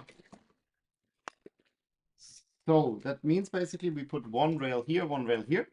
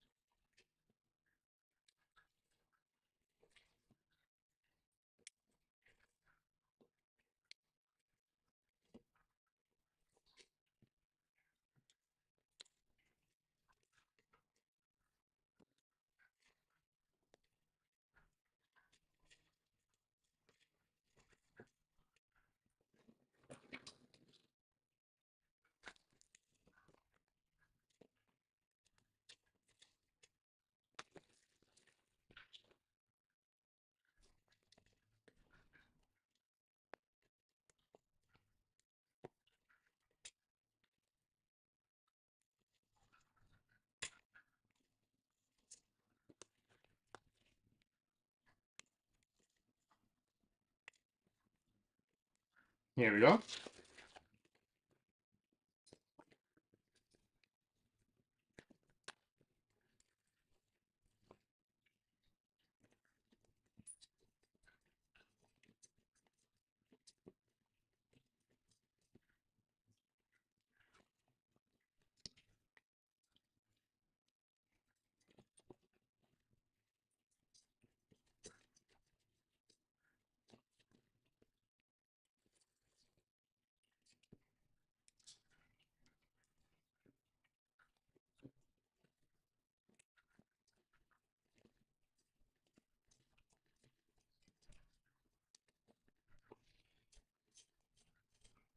I'm quickly loosening those two here, that the parts can stretch a bit.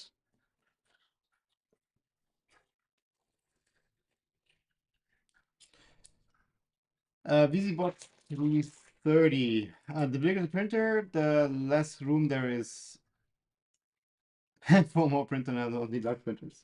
Fair point.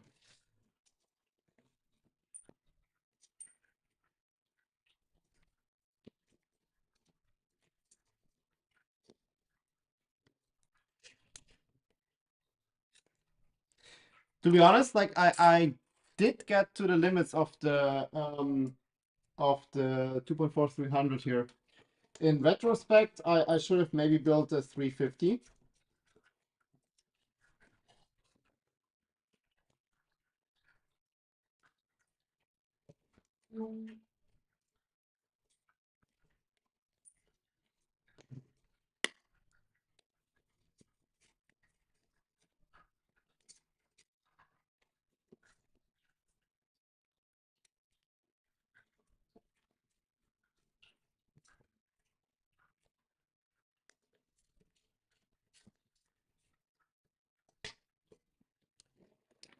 That is one DIN rail.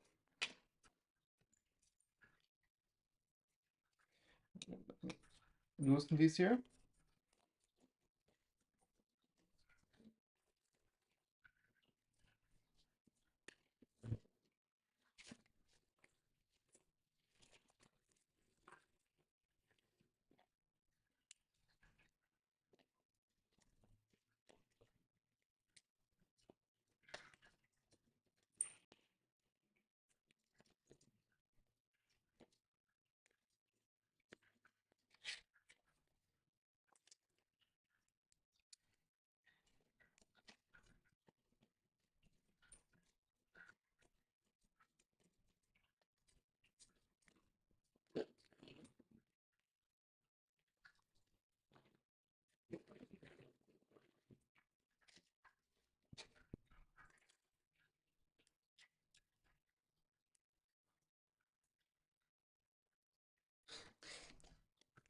Your printer's taking the whole of one table. Yeah, I can imagine. Like you have 500s. That is it's a big boy. Was my first ever remix on Stealth Changer Discord, and someone's liking it. Wait, congrats! What did you remix on that?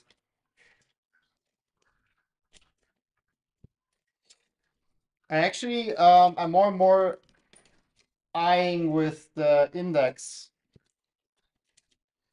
once that is available. I assume like late this year, early next year.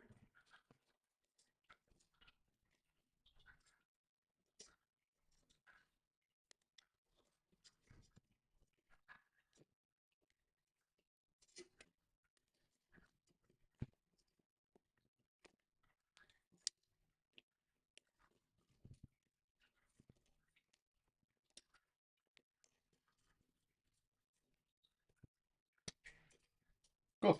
This I actually like. I really like this electronic space setup here with the two DIN rails mounted like this. It's easy, clean.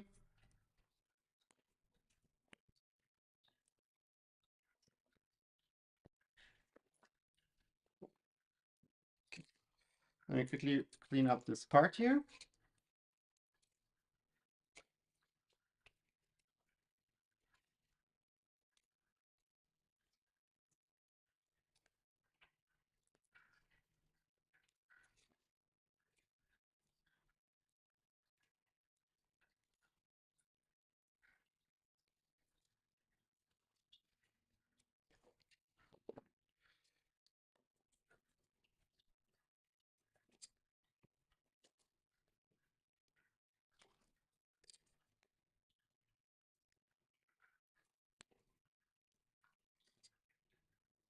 It seems quite straightforward.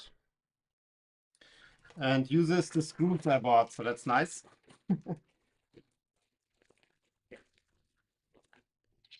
So we have one here, two here, and one here.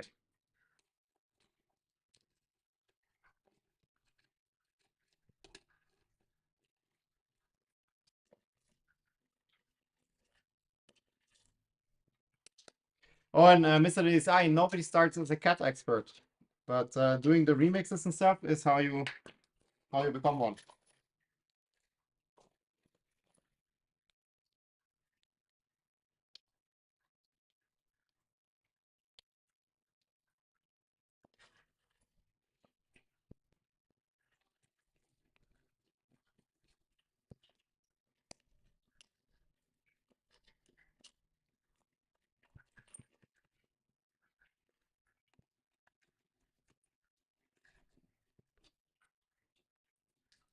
I'm just kind of eyeballing that here.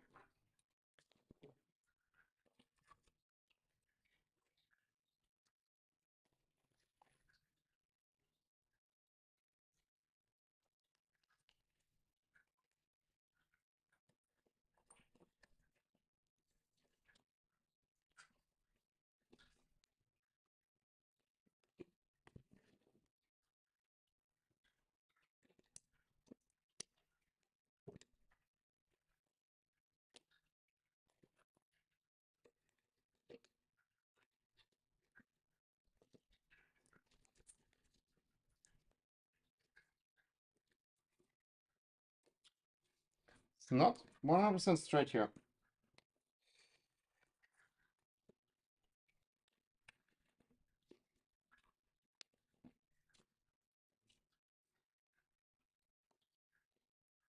Potentially, let's not do that now.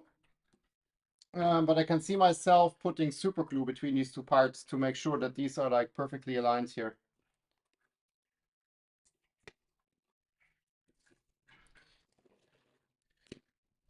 No, just out of curiosity. So I'm not sure if this is the correct part, but there's a little slot here on the side, and these parts just slot in. Oh, but these are, so I first printed them in ABS, and I got this like really weird wave pattern here. Like no matter what I did, I printed like four, right? So in the end, I printed them with PLA. I'm not quite sure which one is which here.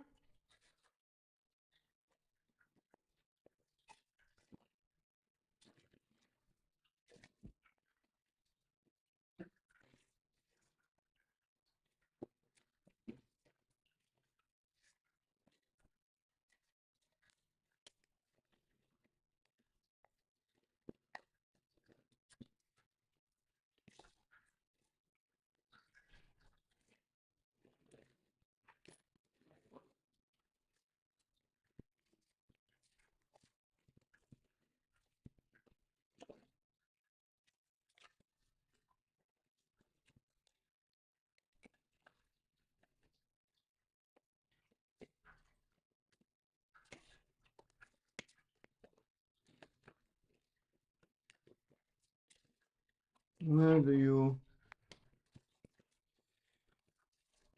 I think here slot is a bit too.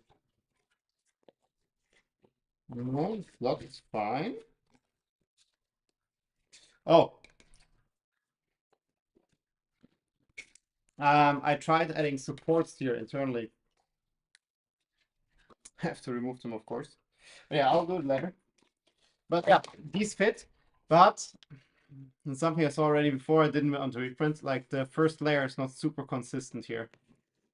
So here it's okay, but then for some reason there were like some spots where it's not super consistent. But yeah, it is what it is.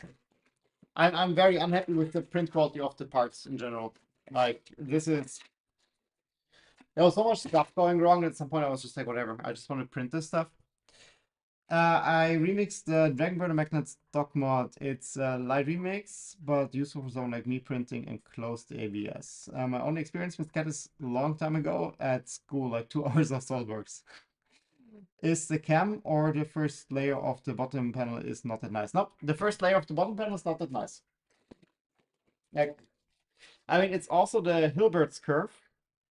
But yeah, you see, like, it's just not like the offset is just like off, like here, and no clue. But those panels are quite big, so I'm not reprinting them.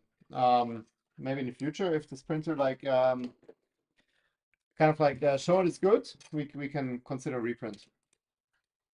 Those back panels were such a pain. Like they were really painful to print. They were really painful to print. So we have layer shifts. We have I also saw some wave stuff on parts. Like all the parts are horrible.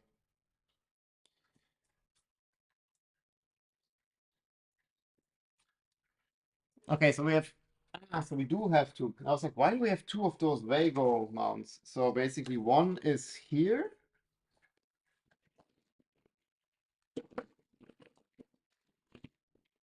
And the other one is here and they're mirrored.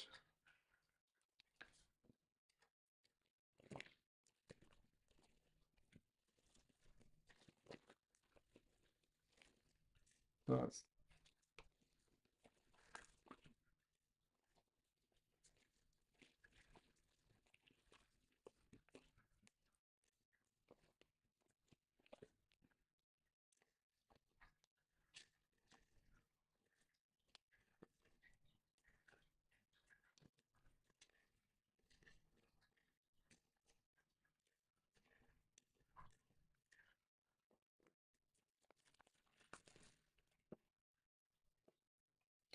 also here there's like a wave pattern and like all the parts of elephant's foot. It's like just it's absolutely horrific.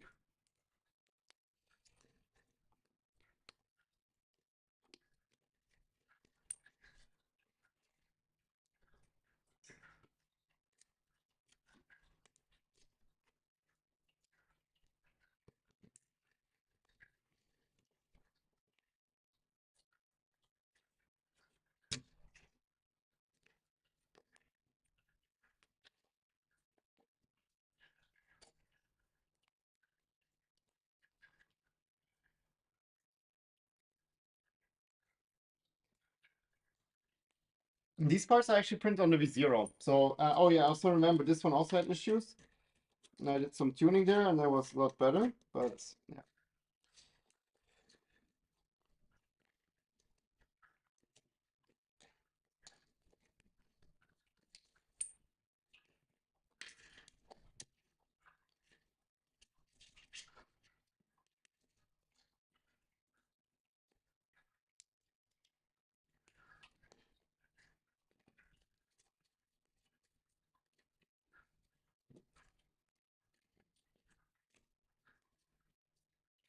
Ah, this should be in the slot here. Okay.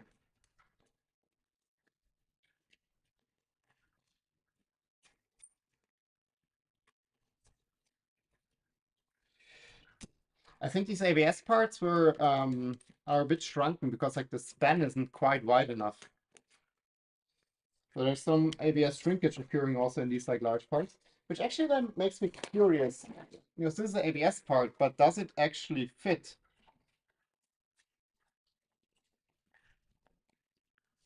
The answer is yes, it does fit.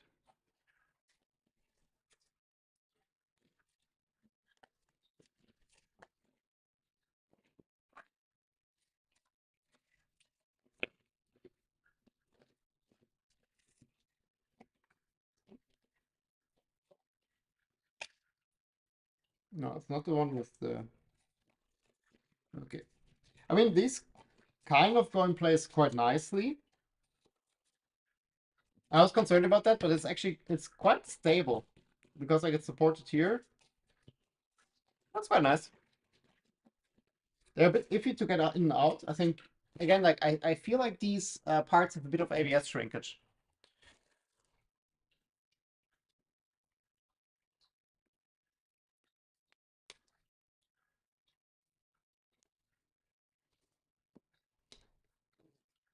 Oh, and on top we have these two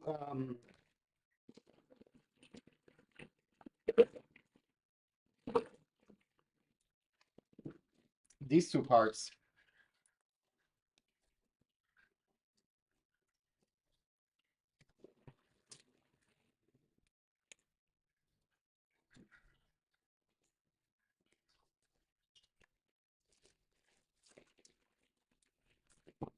And it's like, do we need two screws here? My executive decision is no. One screw is enough for these like small parts here.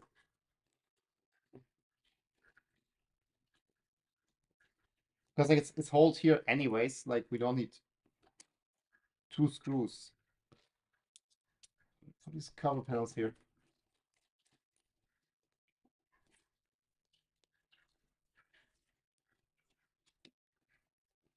Let's see if we can.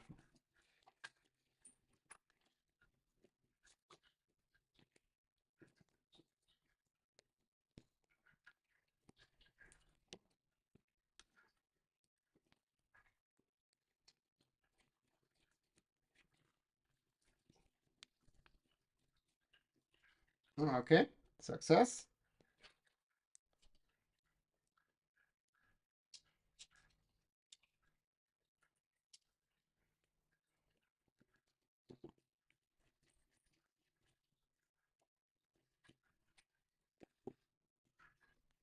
Yeah, and I think these we will super glue together, just in the center. But I'll get the wood clamp, like a quick release clamp, to like pull them together while I super glue them. So I'll do that off stream. And then like these should like perfectly align and look nice, because now they're like a little bit like offset. And I think it's just like the ABS was shrinking a bit. There's like a millimeter or so missing. Or like it's more than a millimeter actually. Like if I loosen them, you see like there's quite a gap here. And I think this is really just ABS shrinkage.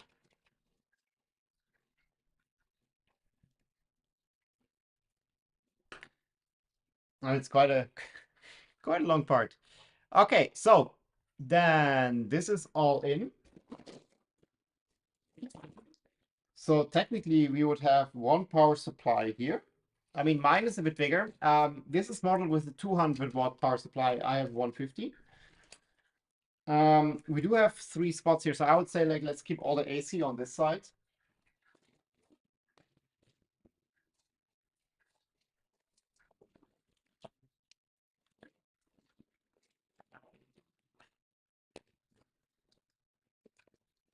Yep.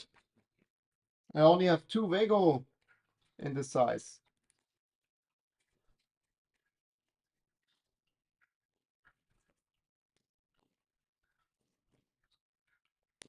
Wait. Yeah, I only have 2 left. Okay, I have to buy more.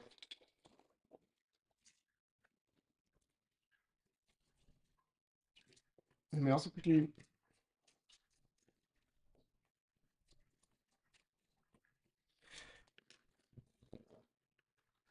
install them. Here, I'll see what I do. These are super tight fits.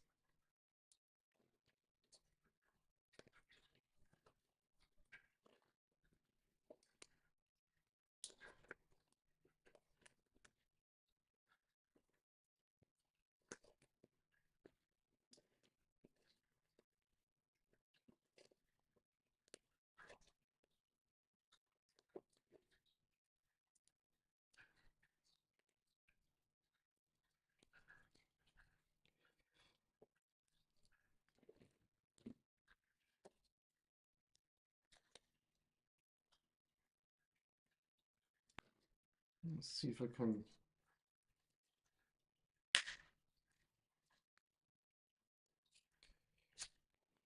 So I sometimes do that, like if something doesn't fit, you kind of have to push. You can also use these quick release clamps to push a bit. It's a lot easier.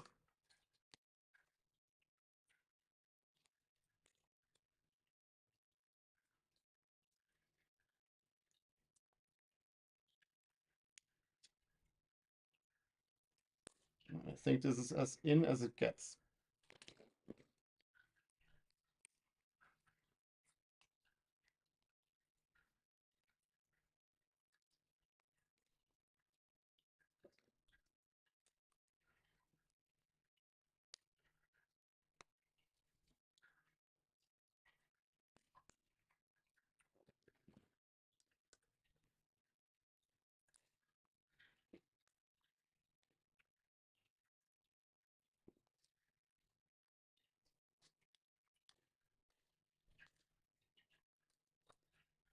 Yeah, this one was in.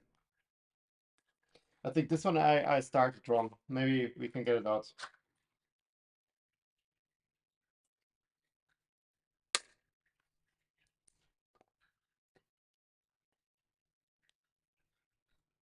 Yeah, it's most likely my power tolerance just shit.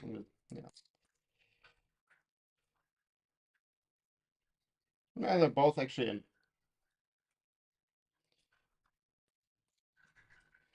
Bit of brute force. And then I'll just have to get a third one.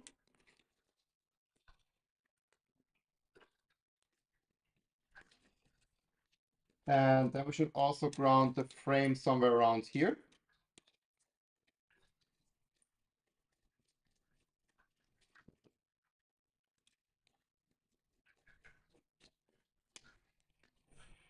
What are you doing?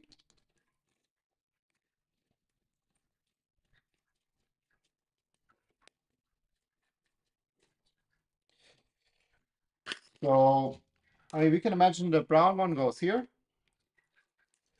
But let's quickly wire up the.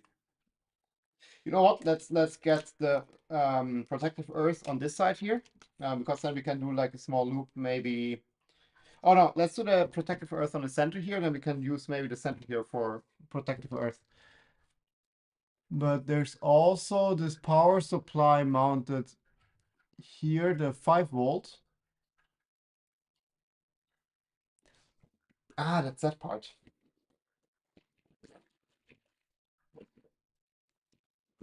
I was wondering the entire time, like, where does this go? This goes here.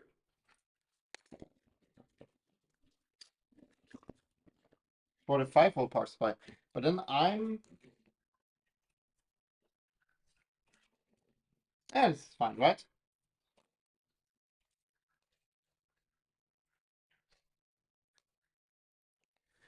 I think we need some M3 something.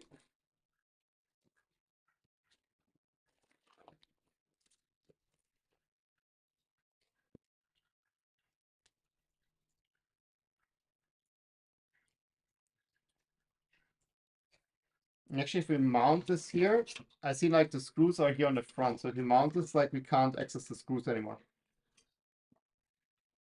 Which is fine, and we quickly have to like release it there. So 2. No, it's definitely more than 2.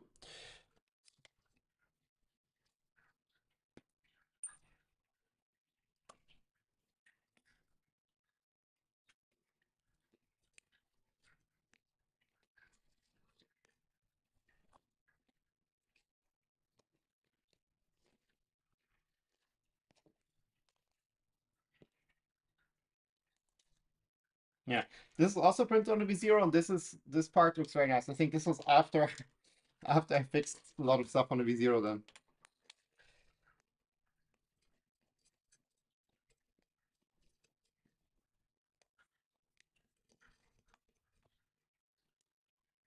And sometimes the clamps break. Yeah, but to be honest, I think these Amazon clamps are just. Let's just say they're not the best. The same clamp broke twice, I think, or like a second one broke. I didn't open it again, so I have one that's broken at the moment. But I really think these Amazon clamps are questionable quality.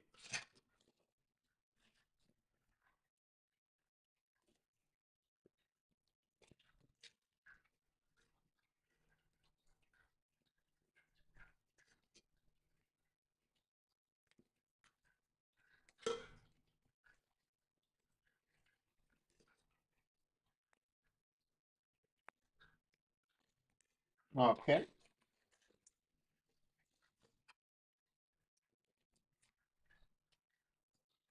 And this goes here. So now I have it pretty much on the bottom. Yeah, and still like here's a bit of space, so maybe we can do a small, like let's do the protective earth on the last one. So you go somewhere here.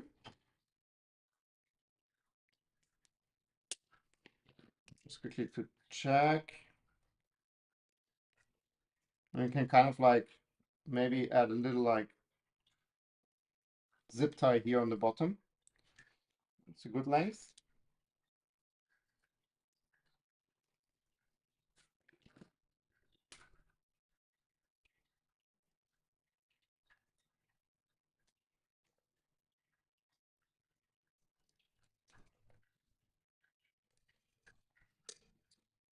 This doesn't really matter.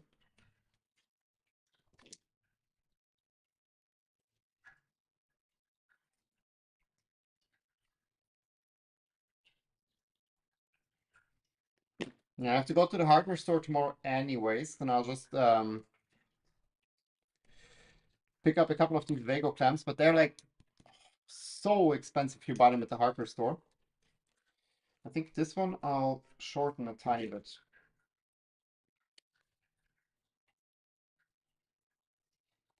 Like if you buy them in big packs, the Vago clamps are not that expensive, but if you buy like a 5-pack in the hardware store, holy shit.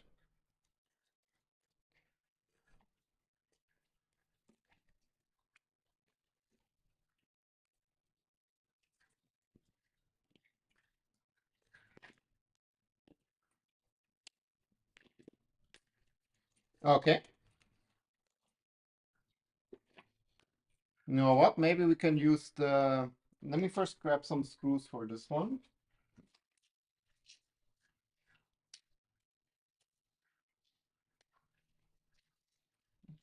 See how long can those be? Not long. Let me see. We have some short ones, 3. Yeah. There's just my random screw stash here.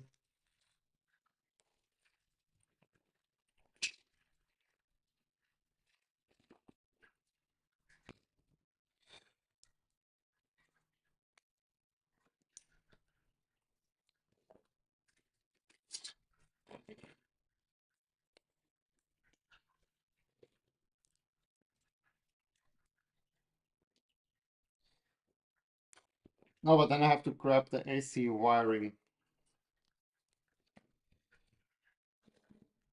I don't have that here.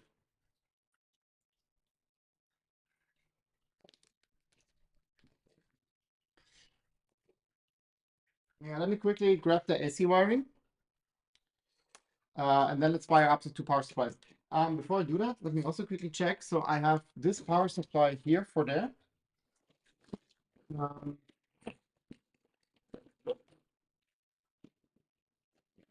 these should be the mounts, but I don't think the mounts are the same.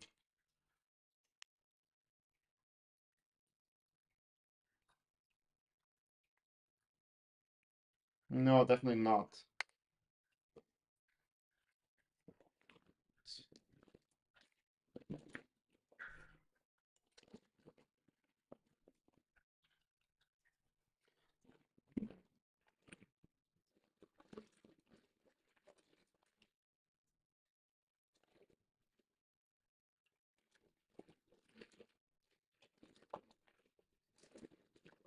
No, I only have the pi mount here. We potentially print them. Okay, then to do for me is like finding like DIN rail mounts for this power supply here. I mean, there's ample space. Also for here, I think I would put the Raspberry Pi on the bottom that we have like a short loop with the power here with the 5 volt. And then we can have the main board up here.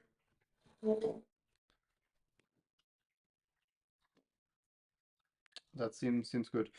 Okay, let me quickly grab the AC wiring, then at least you can finish up all the AC wiring today. 1 second.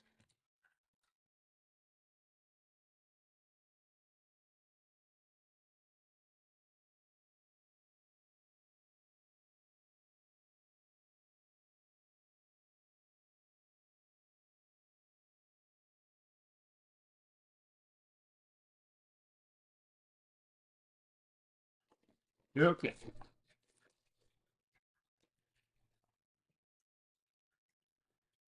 Wait, that was not the cable I was using. Maybe I have that still here. Oh, yeah. No. Didn't have to leave you. That's the cable we're using. Uh,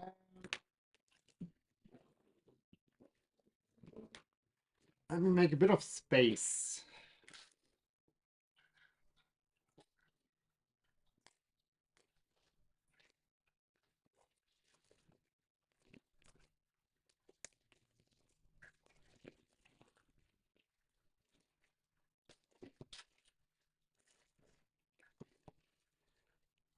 Let me know for which a board turned out to actually be Redmi 5, but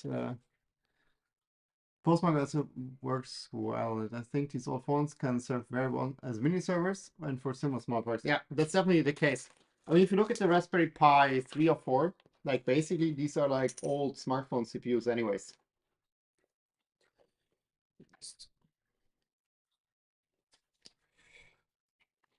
A bunch of cable here.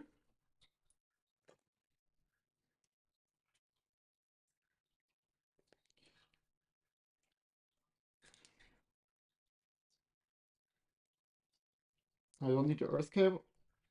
So just using this to pull the first one is always hard to pull. Here you go. Okay, now a bunch of cable. Then we need, wait,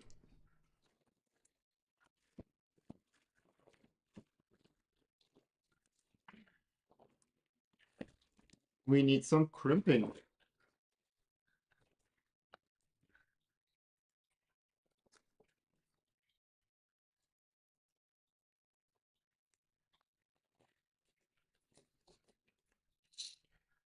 I don't have many of these left.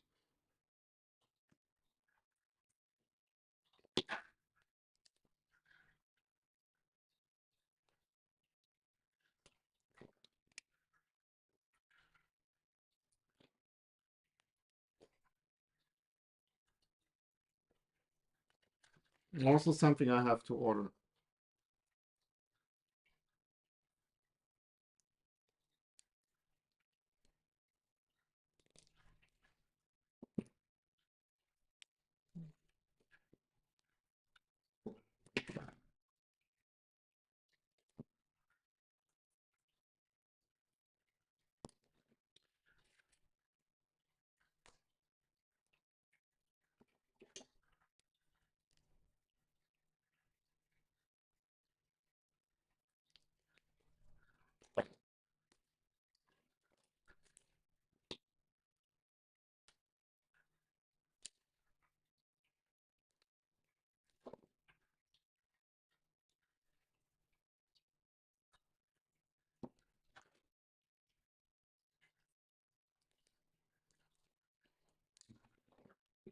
Okay.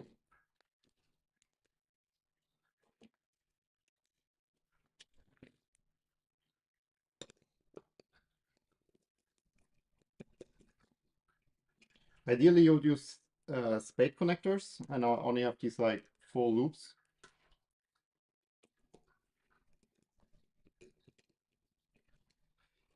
It's just like a bit more iffy to install, but I guess they're safer because they can't slip.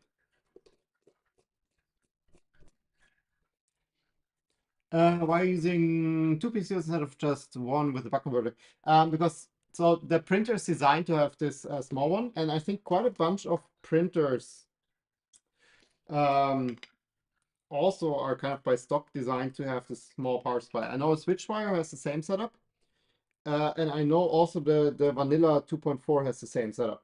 The reason is just basically if you have the space, this is I think nicer because it creates better 5 volts. I'm not quite sure. But also why I now go for it. This one is only 150 watts. So if I can have a second one, like I already had that. So if I can have a second one to like take care of like the 5 volt stuff, that's just a win. Because then like there's a bit more headroom on this one. The main thing, actually, now I remember, if you use a buck converter, the voltage can fluctuate if you have high load on the 24 volt.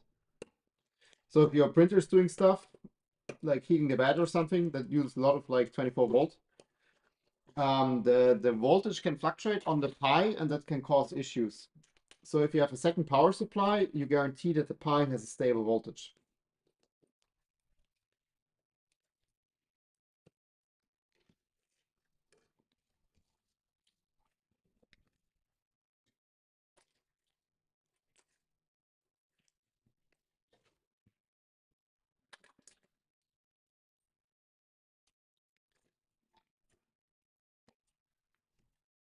But yeah, this is literally the only printer I use two power supplies on.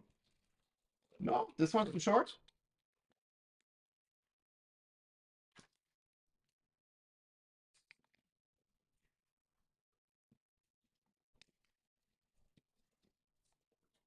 Quickly check my random screw assortment again.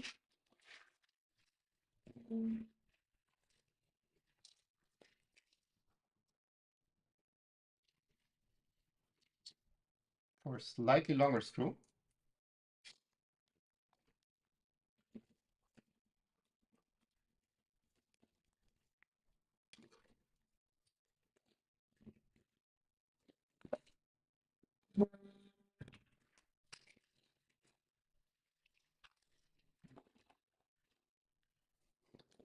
Right, so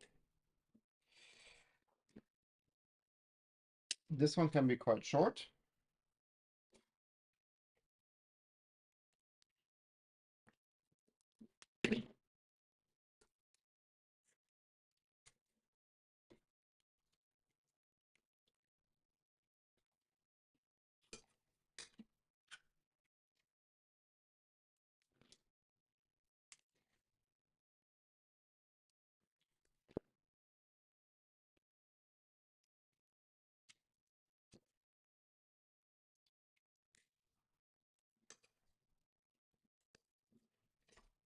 It's nice that you have all the AC wiring down here. I like this.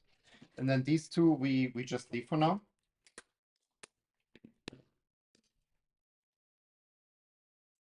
Oop, it could have been like tad too short, but we'll figure it out. I still have one of these.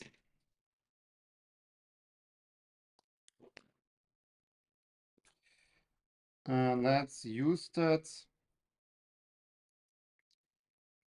to ground the frame.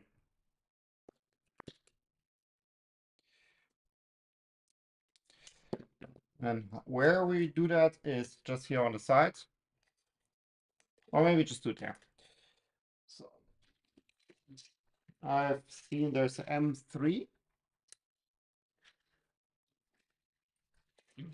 And then we use the short screw we just had.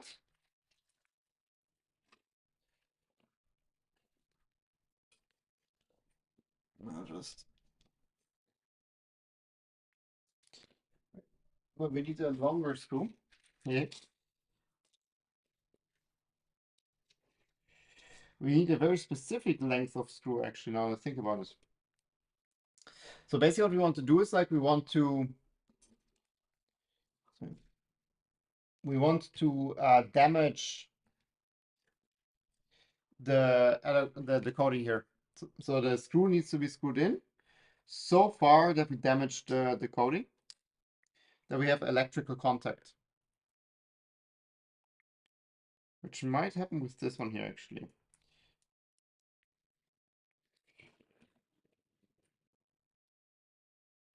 Yeah, let's do it here in the center.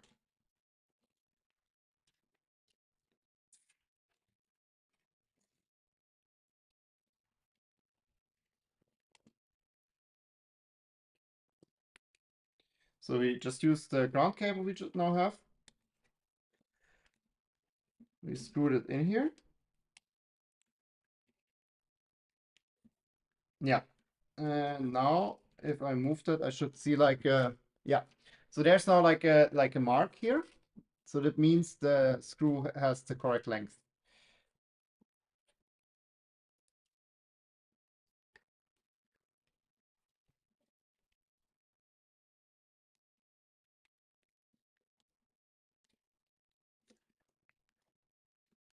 And if you now get the, I hate when they're stuck.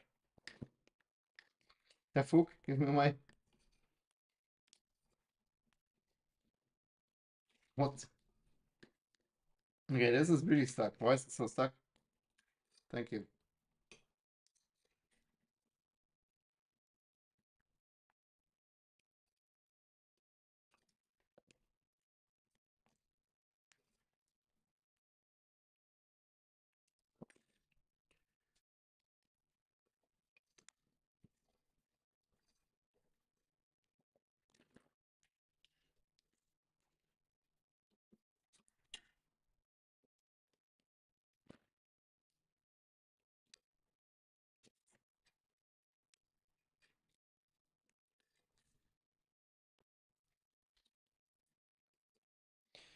It's a bit too loose for my liking, so I think I'll put a M3 washer.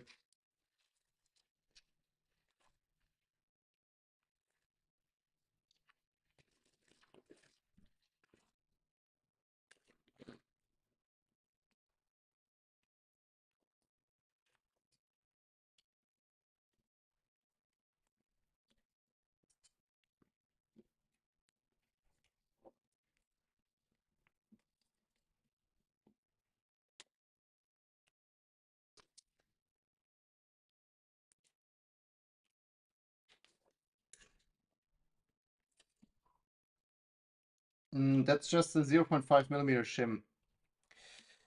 So it will still allow the screw to hit the bottom, but now like here it's holding the cable like strong. So like I think we have good contact.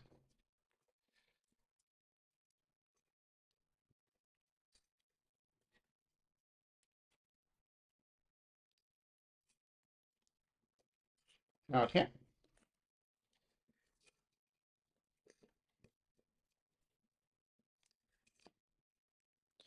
Perfect. That just leaves the cables here.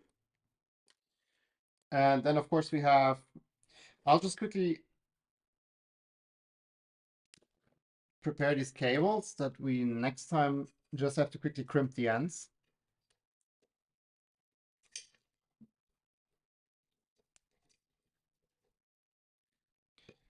So this goes here.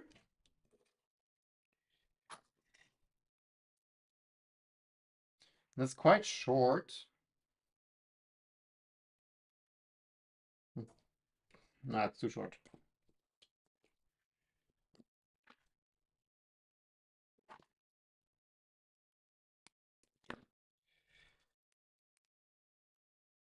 Just for storage purposes, I quickly put this here. So we have, I mean, next time we should not mix this, of course.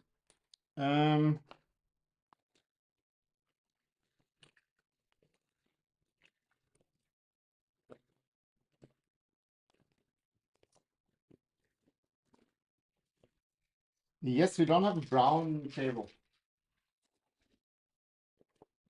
I don't see brown cables. I need to cut another section.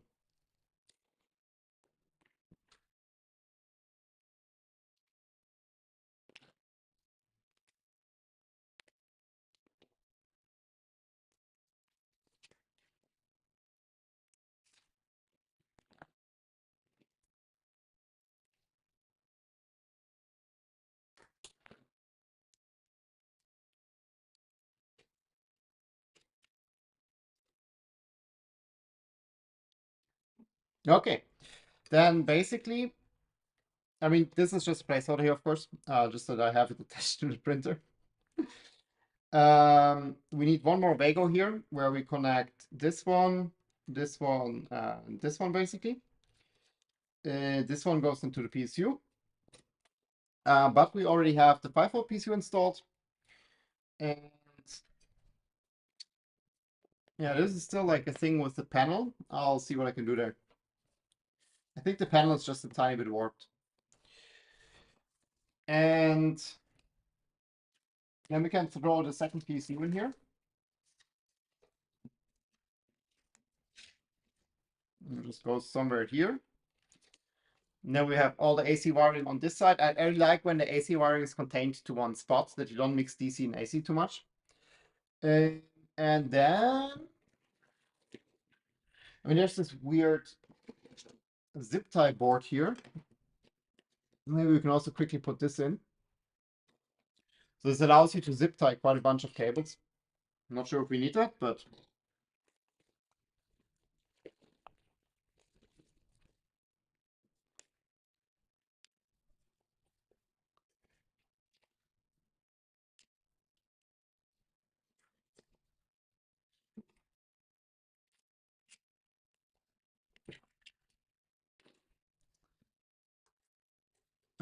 as I recall, the small one is to feed the pi and the large one is for the person. Yeah, exactly. And you separate it, if I recall correctly, that you can guarantee stable voltage for the pi, because that thing is sometimes a bit iffy.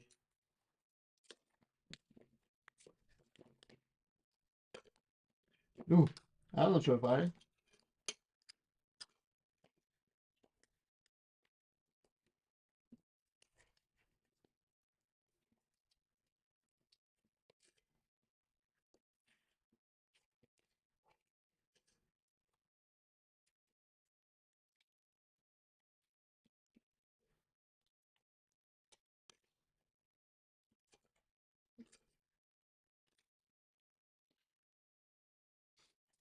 Okay, so this is installed.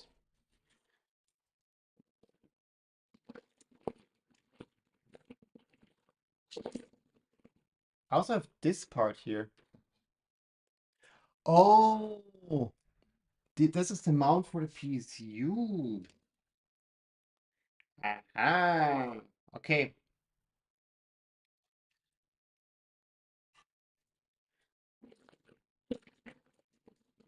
It's not DIN rail mounted. But still, like, my mounting pattern is a bit different.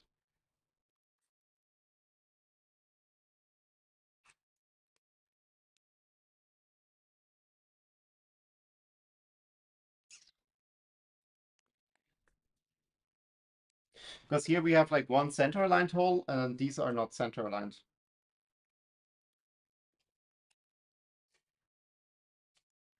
I'll check for a DIN rail mount for this one, because we have more than enough vertical space to have a DIN rail mount here.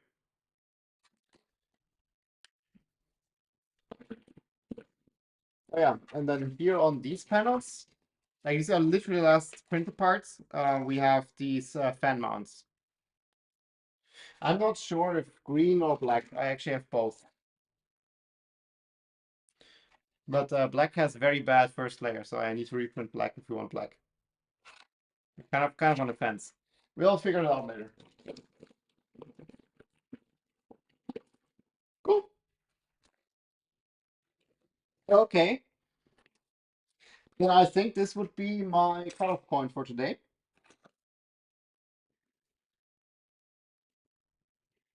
We are slowly finishing up to a point where like we really like need to like do some printer stuff. Um,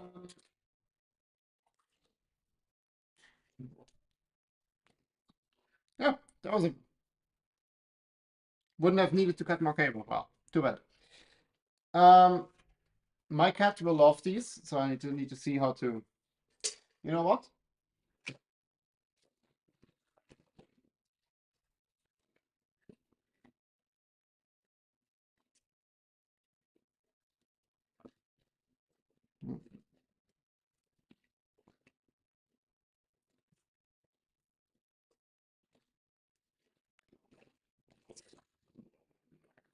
No.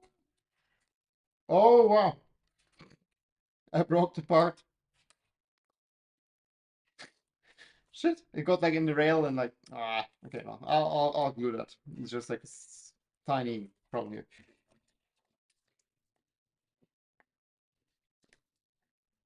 Why does this not go in here? No. Oh, because this is the wrong part. These cutouts are different. This one has a square one, this goes here. So these parts are different.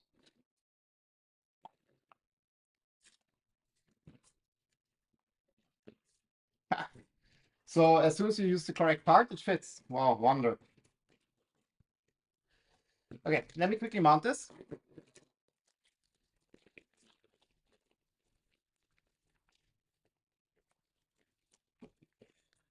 I mean, next stream to strip down V0 to put the electronics on the Satsuma, or one stream to swap the electronics with V0 and then put the V0 external on the Satsuma. And also still I'm working with zero. What's the color of the fans? The fans are black. So I think maybe all black is nice. I don't know. We'll just see. Like we'll see if we install it. So I think, yeah, Mr. DSI, what you suggest is most likely the best approach because I kind of want to have it working with zero.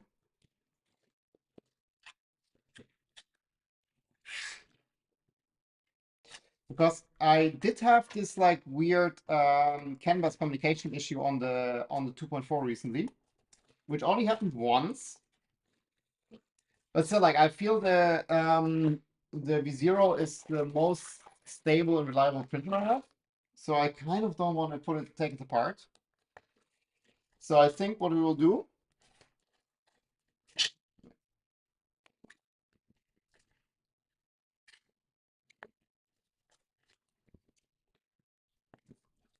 I think what we will do, I think this is not center.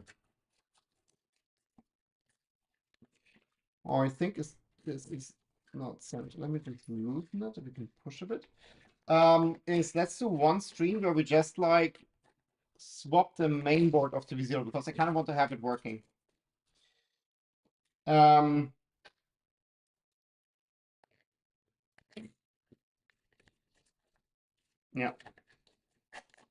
Now this works. So now it's center-ish.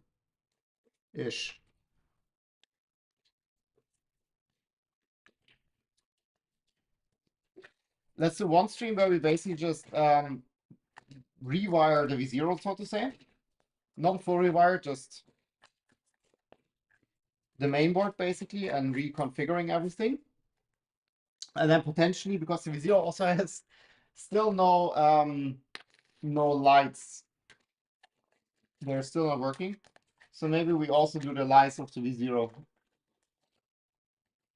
if the mainboard config goes well.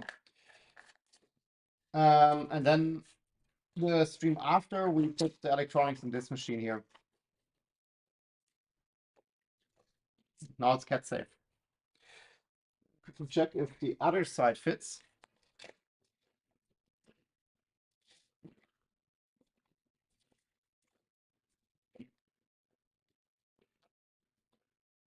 Yes, the other side fit.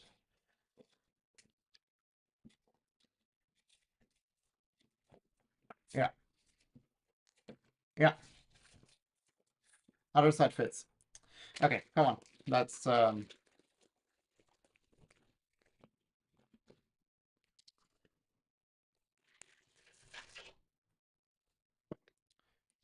also quickly put this on.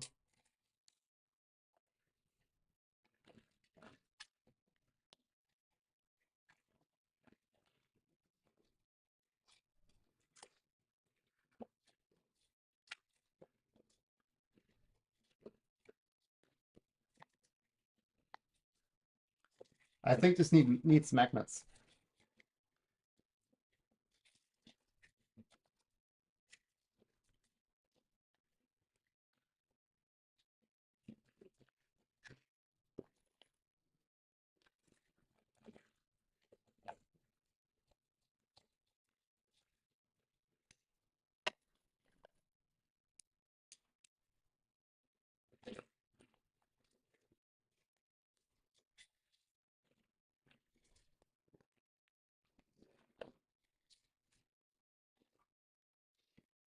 No, the other ones I have to glue, so I will not do that now.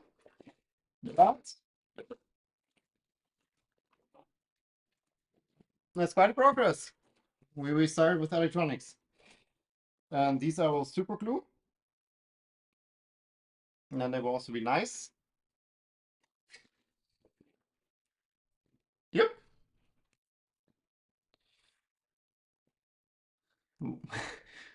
With Chris, 2 to 3 streams working with 0. Yes, that is exactly what we'll have. No, I think this will be like, it should be quite quick.